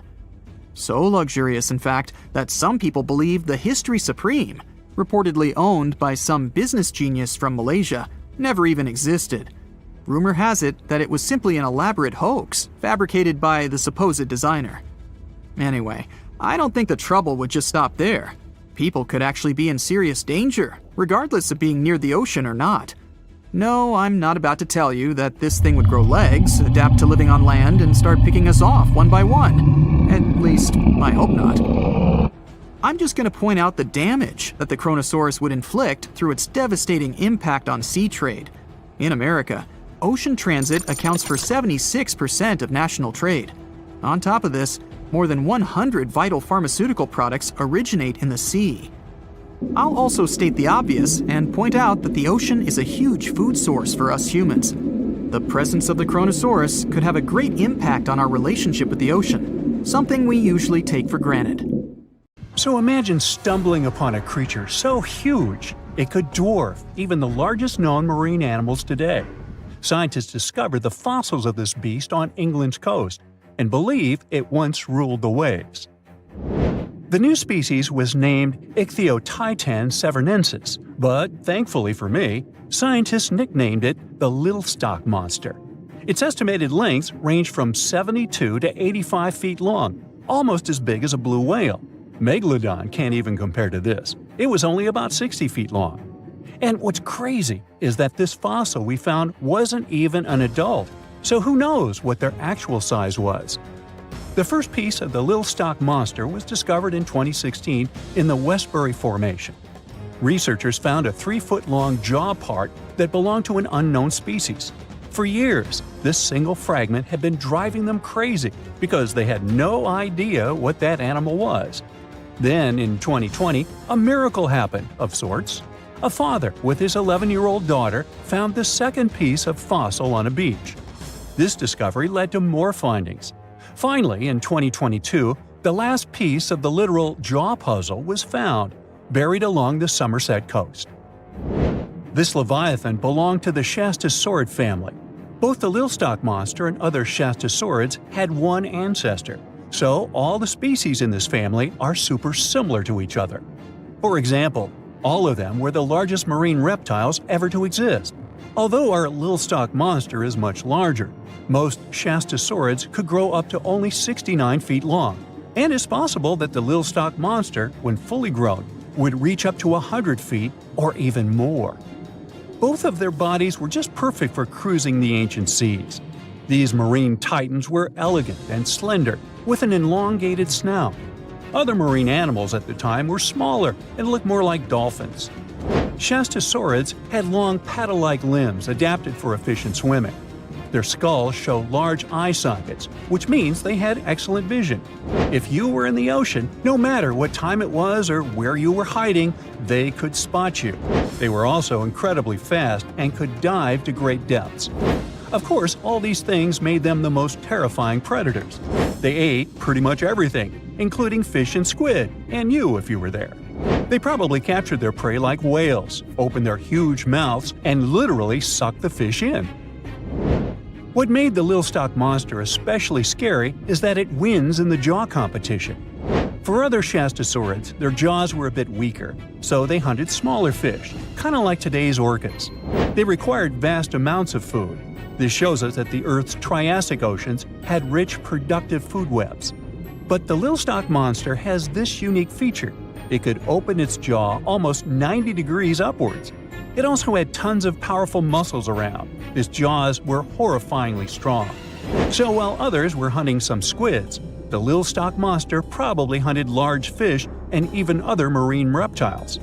Fossils of Shastosaurids have been found everywhere in the world, from North America to Asia. This means that these creatures dominated and terrorized the oceans for millions of years, although even they weren't completely safe from scavengers. And that's exactly why we struggle to find these fossils now. Scavengers didn't leave any remnants of them. So, while we have some fossils of this marine family, they mostly remain a mystery for us. They lived in the oceans about 200 million years ago, in the late Triassic period. The Earth looked completely different back then. All continents were united in one Pangaea, a huge landmass. Some parts of this supercontinent were covered with lush conifer forests, while others were dry deserts and open prairies. It was before the famous Jurassic period, but there were already first pterosaurs and amphibians. It seems like those monsters were crazy resilient. The Triassic period was super unstable, but they survived through many changes in the environment. Well, until the last one. The Triassic extinction came out of nowhere. It was one of the Earth's big 5 extinction events. It wiped out almost all species on the planet, including these leviathans. It's still not clear what happened exactly, but it looks like there was a huge tectonic activity. Volcanoes in the oceans were going crazy back then. These massive volcanic eruptions have probably altered the climate and ocean chemistry, leading to the extinction of many species. Scientists have a theory that it might have happened because there was a rain of comets flying to our planet from the Oort cloud. This likely happens about every 200 million years or so. I wasn't around then, so I'm just guessing here. In any case, after the extinction, the Earth took some time to recover. Then it entered the famous Jurassic period. More terrifying sea monsters were on the way. One of them left us a colossal skull. This fossil is 150 million years old, and it also belonged to a sea beast from Jurassic times. They called it the Sea Rex. The name is very fitting. This monster could have broken a car in half with one bite. It was also discovered accidentally. A fossil enthusiast was walking along the Jurassic coast. This place is famous for having tons of ancient fossils, all because of the erosion in stormy weather. Typically, people find small spiral fossils here. However, this time, he discovered a giant sea monster fossil. Excited, he contacted scientists. They arrived at the spot right away and then had to carefully climb down a cliff to search for the rest of the skull. This fragment alone is 6.5 feet long. Turns out it's a newly discovered species of pliosaurs, giant predators of the ancient seas. Pliosaurs were among the largest marine predators ever. Some of them grew up to 40 feet long. They used their huge teeth to snatch and devour prey, including other reptiles. Well, at least those creatures are far gone. But what about the horrors that still live in our oceans? Recently, biologists discovered the world's longest animal, the one that's still alive to this day. They found it off Australia's coast, on the Gascoyne coast, a very mysterious and unexplored place. There, underwater vehicles stumbled upon a frightening 150-foot-long siphonophore that's twice as long as many blue whales and 3 times as long as a humpback whale. Doesn't it kind of look like one of those toy string worms? But this creature isn't friendly at all. It's a string-like deep-sea predator. What's even more scary is that this isn't actually one creature. It's a colony of small clones working together as one. Basically, collective consciousness. Ooh, Borg. Together, they stretch out like a single long string in the water. This creature might be the longest siphonophore ever found, and it was discovered at a depth of around 2,000 feet. Siphonophores, similar to jellyfish, capture their prey by dangling stinging tentacles in the water. When their tentacles touch small crustaceans and fish, they get paralyzed, and then they're reeled up to the colony's body. Expeditions to Western Australia's underwater canyons were definitely worth it. Together with that siphonophore, scientists have discovered up to 30 potential new marine species. Among them were a new octopus or squid, a long-tailed sea cucumber, glass sponges, and giant hyroids, colonies of animals resembling upside-down jellyfish. None of them have been seen before in Australia, but most of them weren't as scary as the one that was recently discovered in the Gulf of Mexico. This creature is straight out of a sci-fi thriller, a 26-foot-long manga pinna squid or bigfin squid. It was discovered near an offshore oil rig at a depth of more than 7,800 feet. It has incredibly long elastic tentacles, which can be 15 to 20 times longer than its body. It holds them at right angles to its body, making it look even creepier, almost as if it has elbows. And yes, it's another deep-sea predator. These 10 tentacles probably help the squid trap their prey and drag it onto the seafloor. We barely know anything about this extraterrestrial-looking creature because they're very hard to find and study. And if you think their tentacles are awful, just check out these creatures with 20 arms. This thing looks like a facehugger. This new species is lurking in the frozen depths of Antarctica. Experts were searching for cryptic sea animals known as Promachocrinus, or Antarctic feather stars. They're kind of similar to starfish and sea cucumbers, but have an otherworldly appearance and can live up to 6,500 feet below the surface. It's called the Antarctic strawberry feather star. Despite its pretty name, its appearance is anything but cute. It has a bizarre strawberry-like body from which 20 spindly arms branch off. Its coloring ranges from purple to dark reddish, and the arms all have different lengths and thickness. Who knows how many more of such scary creatures we'll discover in the future? When we say extinction, we usually think of dinosaurs that went to lunch with a humongous asteroid and were wiped out from the face of the Earth. We don't think of ourselves possibly going away in the near future. But what we forget is that there have been 5 mass extinctions that our planet witnessed in the last 500 million years, not just one. And we can be nearing the 6th one, where one of the species to possibly disappear are humans. The first great mass extinction came about 440 million years ago in the Ordovician period. Back then, life was mostly thriving in the oceans and along the coastlines. Biodiversity was great at the time. There were thousands of different species, trilobites, sea scorpions, and all kinds of weird-looking mollusks, and even fish. You name it, Ordovician had it. But then, the temperature around the planet started to drop. The overall warm climatic zones became colder and colder, until the oceans got covered with thick sheets of ice. Most of the marine species weren't ready for such abrupt changes. Imagine a trilobite serenely crawling along the bottom of the sea and suddenly bumping into a glacier. Yeah, it's like living your entire life in a beach bungalow, only to find yourself in an igloo one day. The event was dubbed Late Ordovician Glaciation, which led to Late Ordovician mass extinction. Over 60% of all species that lived in that period disappeared. Only ancient fossils were left for paleontologists to discover hundreds of millions of years later. Nobody still knows exactly what caused the temperature drop at the time. The main theory is that the CO2 levels in the atmosphere fell sharply. It led to cooling down the entire surface of Earth. But the reasons for such a collapse are still under debate. However, that wasn't the worst mass extinction event in the history of our planet. Despite more than half of all living creatures being wiped out, biodiversity on Earth restored itself in the following 5 million years. Life went on until another catastrophe struck. Within the span of 20 to 25 million years, from about 375 to 350 million years ago, several extinction events occurred. They were like pulses that damaged a lot of marine species. Arthropods, like scorpions and mites, lots of various fish, including sharks, all were in decline. Overall, more than 75% of all living beings disappeared back then, who were mainly in the oceans. The reasons for such events are even more unclear than those before the late Ordovician mass extinction. Most scientists now believe those waves were caused by changes in the sea level and a lack of oxygen in the oceans. A lot of plants quickly moved to land and adapted to living outside of water. And since they were the main source of oxygen in the ocean, all those fish and sea scorpions were in for a very unpleasant surprise. The booming growth of plants on land also removed much of the CO2 in the atmosphere and enriched it with oxygen instead.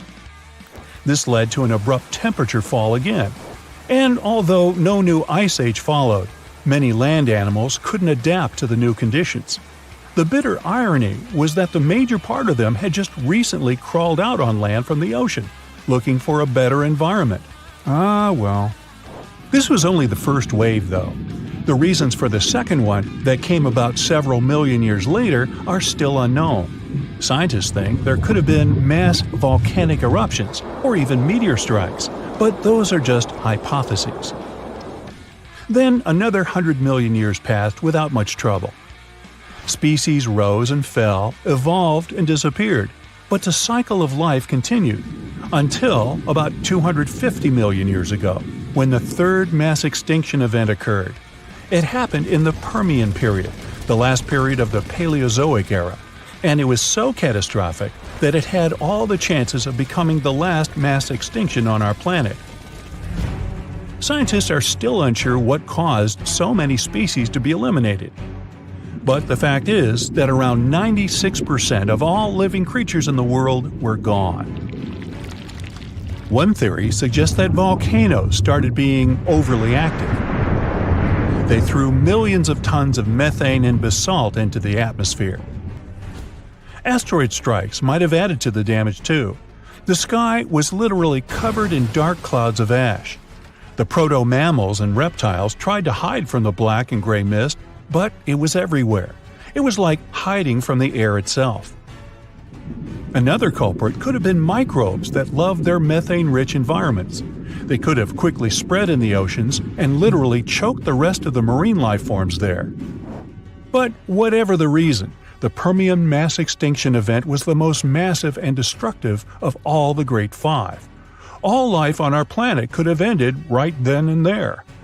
But those 4% that persisted eventually spread across the Earth and started a new era. Yay! This time, they lived a peaceful life for only 50 million years. And then, whammo! The fourth great mass extinction hit. It was different though, slowly creeping across the planet over the last 18 million years of the Triassic period. The extinction occurred in numerous short pulses, wiping out several species at a time. A slight climate change here, an abrupt temperature fall there, and very upset animals and fish all around. The main reason for that was again the volcanic activity at the time. Fiery mountains started spewing out ash and gas once more, lowering the oxygen levels and suffocating life. Well, that was harsh. The gases and other substances thrown out of the volcanoes' mouths changed the Earth's climate again. Sea levels rose because of that, and some researchers believe even the pH levels were altered. That means the marine life that used to be swimming peacefully in more alkaline waters suddenly found itself trying to survive in acid. But apart from causing bursts of extinction, these changes also ushered in the era of dinosaurs. It didn't begin immediately, of course. Some species evolved and slowly grew into the mighty animals we've heard so much about. Their extinction was the last of the Great Five, and certainly the most well-known.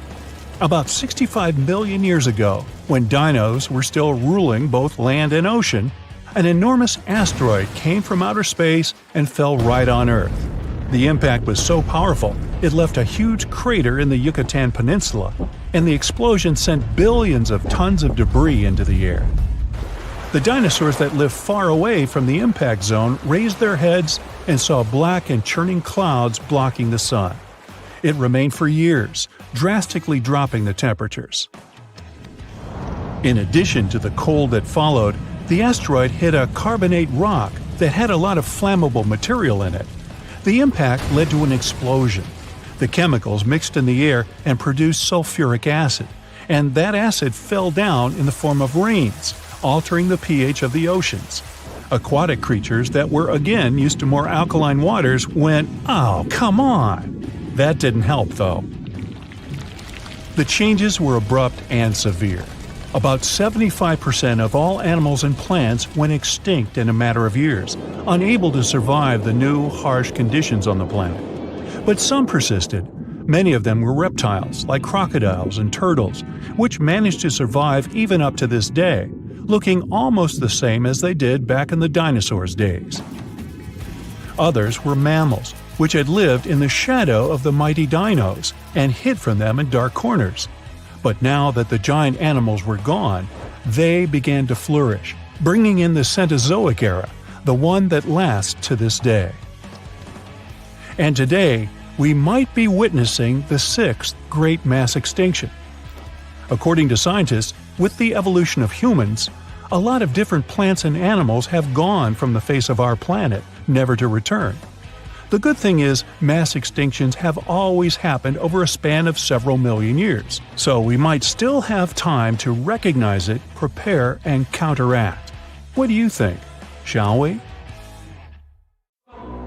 There's a place on Earth so dangerous that even the most fearsome creatures of today wouldn't last a moment there. It used to exist in what we now call southeastern Morocco, the land called the Chem Beds. The story of this place stretches back to the Cretaceous period, about 100 million years ago. It might have looked like a beautiful place at first sight, a lush green forest, rivers glittering in the sun, until you meet some terrifying dinosaur. The lions or sharks of today are nothing compared to what the fossils show us. The Chem Beds were dominated by terrifying predators, and above them all, 3 of the largest predatory dinosaurs ever discovered. For example, Spinosaurus. This dinosaur was unlike anything you can imagine, a half-reptile, half-monster standing over 50 feet tall, bigger than a T-Rex. This hybrid with a crocodile-like snout and a sail on its back hunted the forests. But this dino could dive into the rivers, so not even waters were safe from it. It could catch huge fish, as if plucking them from the shallows. There was also Carcharodontosaurus, a carnivore with the name that literally means shark-toothed lizard. Its razor-sharp teeth could slice through flesh with terrifying ease. This monster stood almost as tall as a house and was faster, stronger, and more aggressive than nearly anything that had ever walked the earth. There was also Deltadromedus, a raptor-like dinosaur built for speed. It was a quick-moving ninja that stalked its prey with horrifying precision. Oh, and the skies were a fun place too, with all these pterosaur creatures flying around. These guys are often mistaken for flying dinosaurs, but they were actually a different kind, more like close cousins of dinosaurs. These majestic reptiles soared above the Chem Beds and had wingspans that could stretch up to 30 feet. The fingers were feathery, with a 4th finger kinda like bats. They could glide through the air so easily thanks to their super light skeleton. But it wasn't just the dinosaurs that made the Chem Beds so horrifying. The waters also hid their own dark secrets. They were home to giant, terrifying fish and crocodile-like creatures. Their jaws were strong enough to crush bone, and they were lurking beneath the surface, waiting for anything unlucky enough to stumble into their path. One of the river creatures was Sarcosuchus, also called the super croc. Being about 40 feet long, it could easily swallow an adult human. Or better yet, it could take on a full-grown dinosaur and win. Its jaws snapped with unimaginable force, and no creature, not even Spinosaurus, was safe from it. Coelacanths could also hang out in the rivers. It was a monstrous predator that could easily swallow a huge fish whole. They had these creepy, icky fins that moved in a way similar to how human arms and legs move. And they could also kind of raise their heads like humans because of a special joint in their skull. Ew. Fun fact, we thought these monsters had gone extinct 60 million years ago. together with dinosaurs. But recently, we rediscovered them living and thriving in the Indian Ocean. Turns out they were just hiding in the deep waters. They probably didn't even notice the dinosaur asteroid or humans at all. Yay? Don't worry, over millions of years, they became basically harmless. They got 4 to 5 times smaller, even though they still weigh about 200 pounds. Just imagine what they were like back in the day. Kem waters were also home to giant lungfish and other creepy aquatic creatures. So you couldn't even drink or take a swim safely without getting bitten by something. Whew, what a place. Even turtles there were the size of cars. Imagine trying to survive in a world where creatures like this are literally everywhere. And I mean everywhere. This place was unique not because huge beasts lived there, but because of the sheer number of predators. You might think, it shouldn't be that easy for all these predators to hang out in one place, right? And you're right. Seems like prey was scarce there. That's even more chilling. All the predators just wandered around hunting whatever meager life remained. And if there's none, then fighting each other. For years, scientists have wondered why it was the case. Maybe that's just how life was back then. And all corners of Earth were crazy like that. Or is there something special about this place? Some even say that maybe it's just because we only found predators' fossils, while normal friendly animals have disappeared, and that the fossil record might be skewed. But who knows? And the environment itself was just as fascinating as the beasts who lived there, just a bit more friendly. It's hard to imagine, but back in the day, this desert was a green paradise, humid and full of rivers. The heat of the sun scorched the land.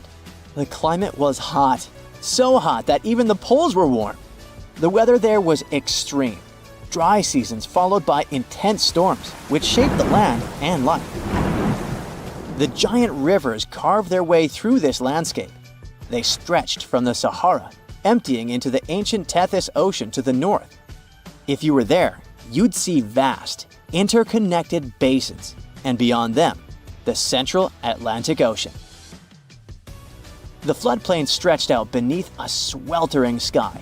The rivers were just as wild as local animals, flowing lazily one day, but raging like furious beasts the next.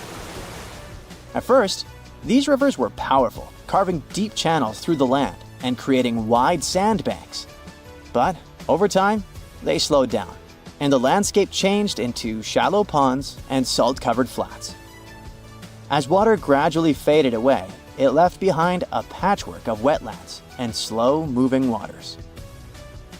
Right now, the Chem Beds is a vast, rugged desert where time has stood still for millions of years.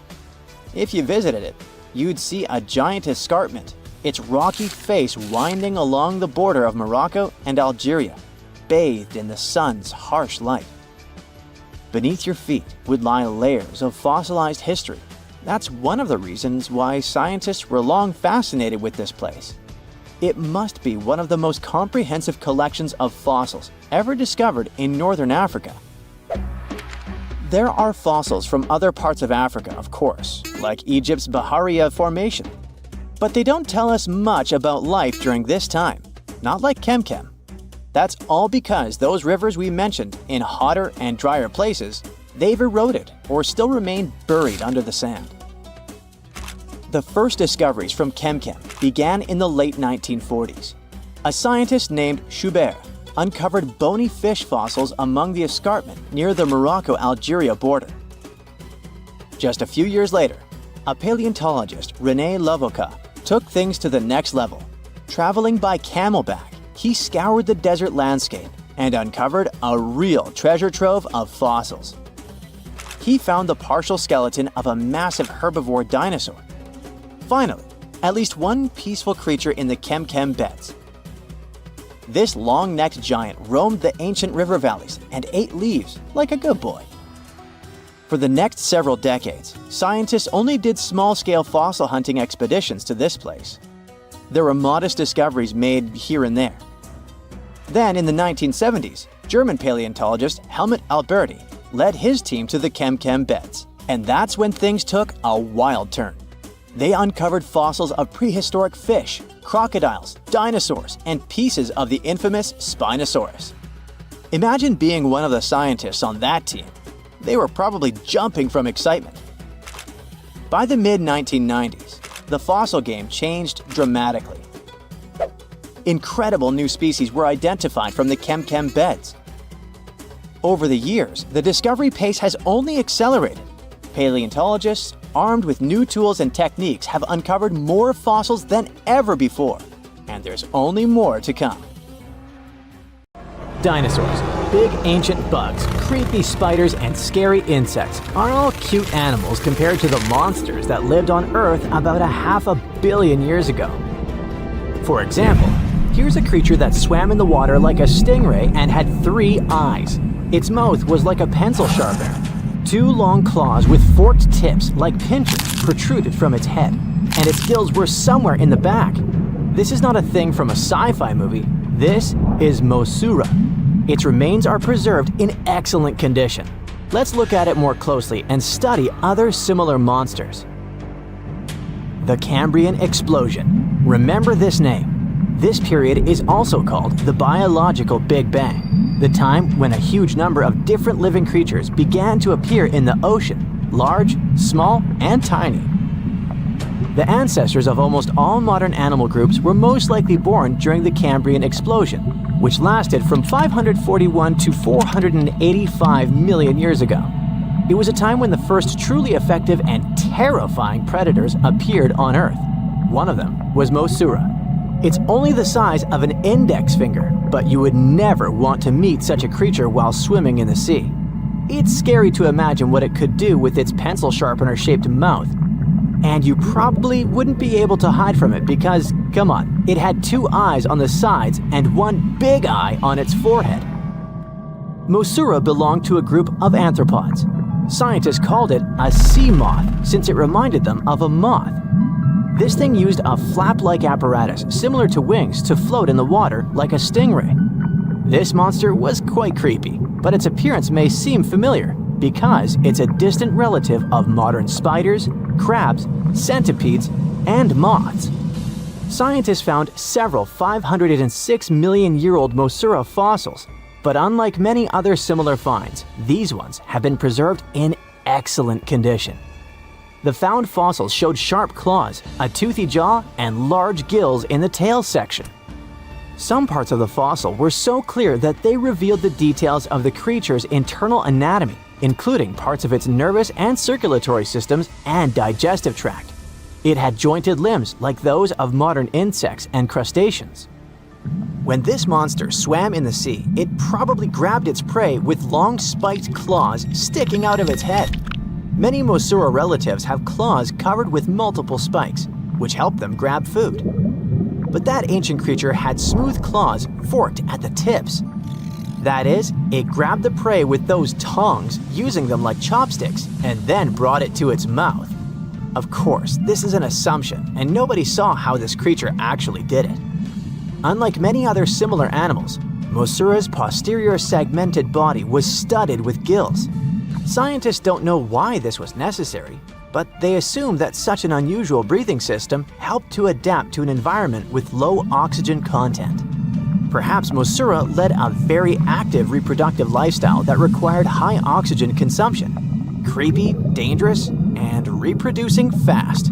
An excellent set of qualities for one of the most dangerous predators of antiquity. But what did Mosura eat? It probably caught different types of worms and small arthropods. It's nice to think that this monster lived so long ago and was so small. But what if this creature was the size of a shark and was swimming in the ocean these days? Perhaps it would become a dominant dweller and people would swim much less along the coast.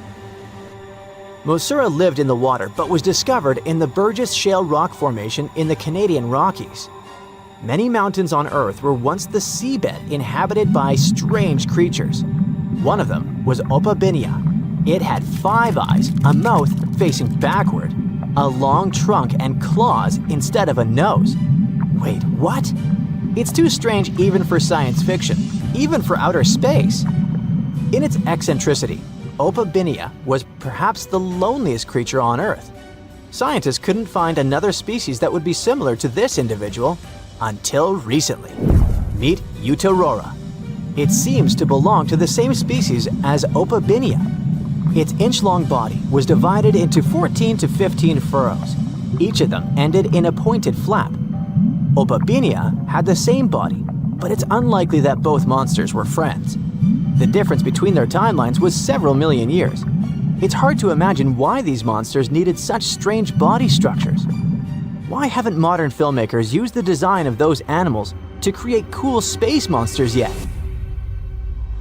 Okay, they were creepy creatures, but what about weird and kinda useless ones? Scientists have discovered Su, a legless creature with no head turned inside out. Huh? This 444 million year old creature was found in South Africa, north of Cape Town. They called it Su after the discoverer's mother. In fact, it's some kind of new arthropod species that may have lived in low oxygen waters. This creature was turned inside out, and the outer shell with the legs and head was lost. Thanks to mineralization, muscles, tendons, and even Su's intestines were preserved on the fossil. It's a great success to find such detailed remains of an ancient creature. However, scientists still can't determine the evolutionary history of this species. They're sure that it was a primitive marine arthropod. Okay, we can see that 500 million years ago, Earth was filled with creepy monsters, which fortunately are now extinct. But what about trees? Were they the same as we see now? Or was there something else? Something creepy? Oh yeah. Scientists have discovered a new kind of living organism similar to a tree or a mushroom. It was gigantic and had a very minimalistic design. Meet the Prototaxites. It's basically just a big stick with a round end poking out of the ground. It was smooth, didn't have the usual tree bark, and looked more like a mushroom without a cap. But scientists have recently found out that it wasn't a mushroom at all. Prototaxites probably belonged to a previously unknown branch of life. Prototaxites is considered to be the first giant organism in the history of the planet that lived on land. It existed about 420 to 375 million years ago during the Devonian period. It was the time when plants began to spread across dry land, forming large forests. Over time, they began to grow leaves and form roots in the ground. Then, the first seed plants appeared. The real colonization of land began. The first arthropods, such as centipedes, arachnids, and other unpleasant creatures, began to walk among those forests. Meanwhile, the water was filled with a huge biodiversity. There was a giant supercontinent on the planet, and smaller parts began to break off it. During this period, Prototaxites towered over the land. Some of these things reached 26 feet high and 3 feet wide. It's like a 3-story house and as thick as a palm tree. But what was it? A plant? A mushroom? Algae, perhaps?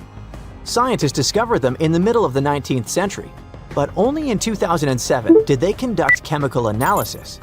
Research showed that it was most likely a giant mushroom, but in 2025, scientists refuted this conclusion. It turns out this may have been an unknown life form that existed separately from the kingdom of fungi, animals, plants, and protists.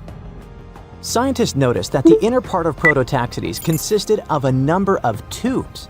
There are similar tubes inside mushrooms, but the tubes of that ancient living thing branched and joined differently. They even had a different chemical composition. The main building block of mushrooms is chitin, but the Prototaxites contained chemicals similar to lignin, a substance found in the bark of trees and other plants, and its anatomy differs from the structure of any other organism known to us. What were they doing on Earth? Just chilled and enjoyed the bloom of life? Did they produce some kind of fruit, like a banana with eyes and claws? Scientists don't know. What if it was something that was brought to Earth from outer space? What if they were flowers planted by another civilization?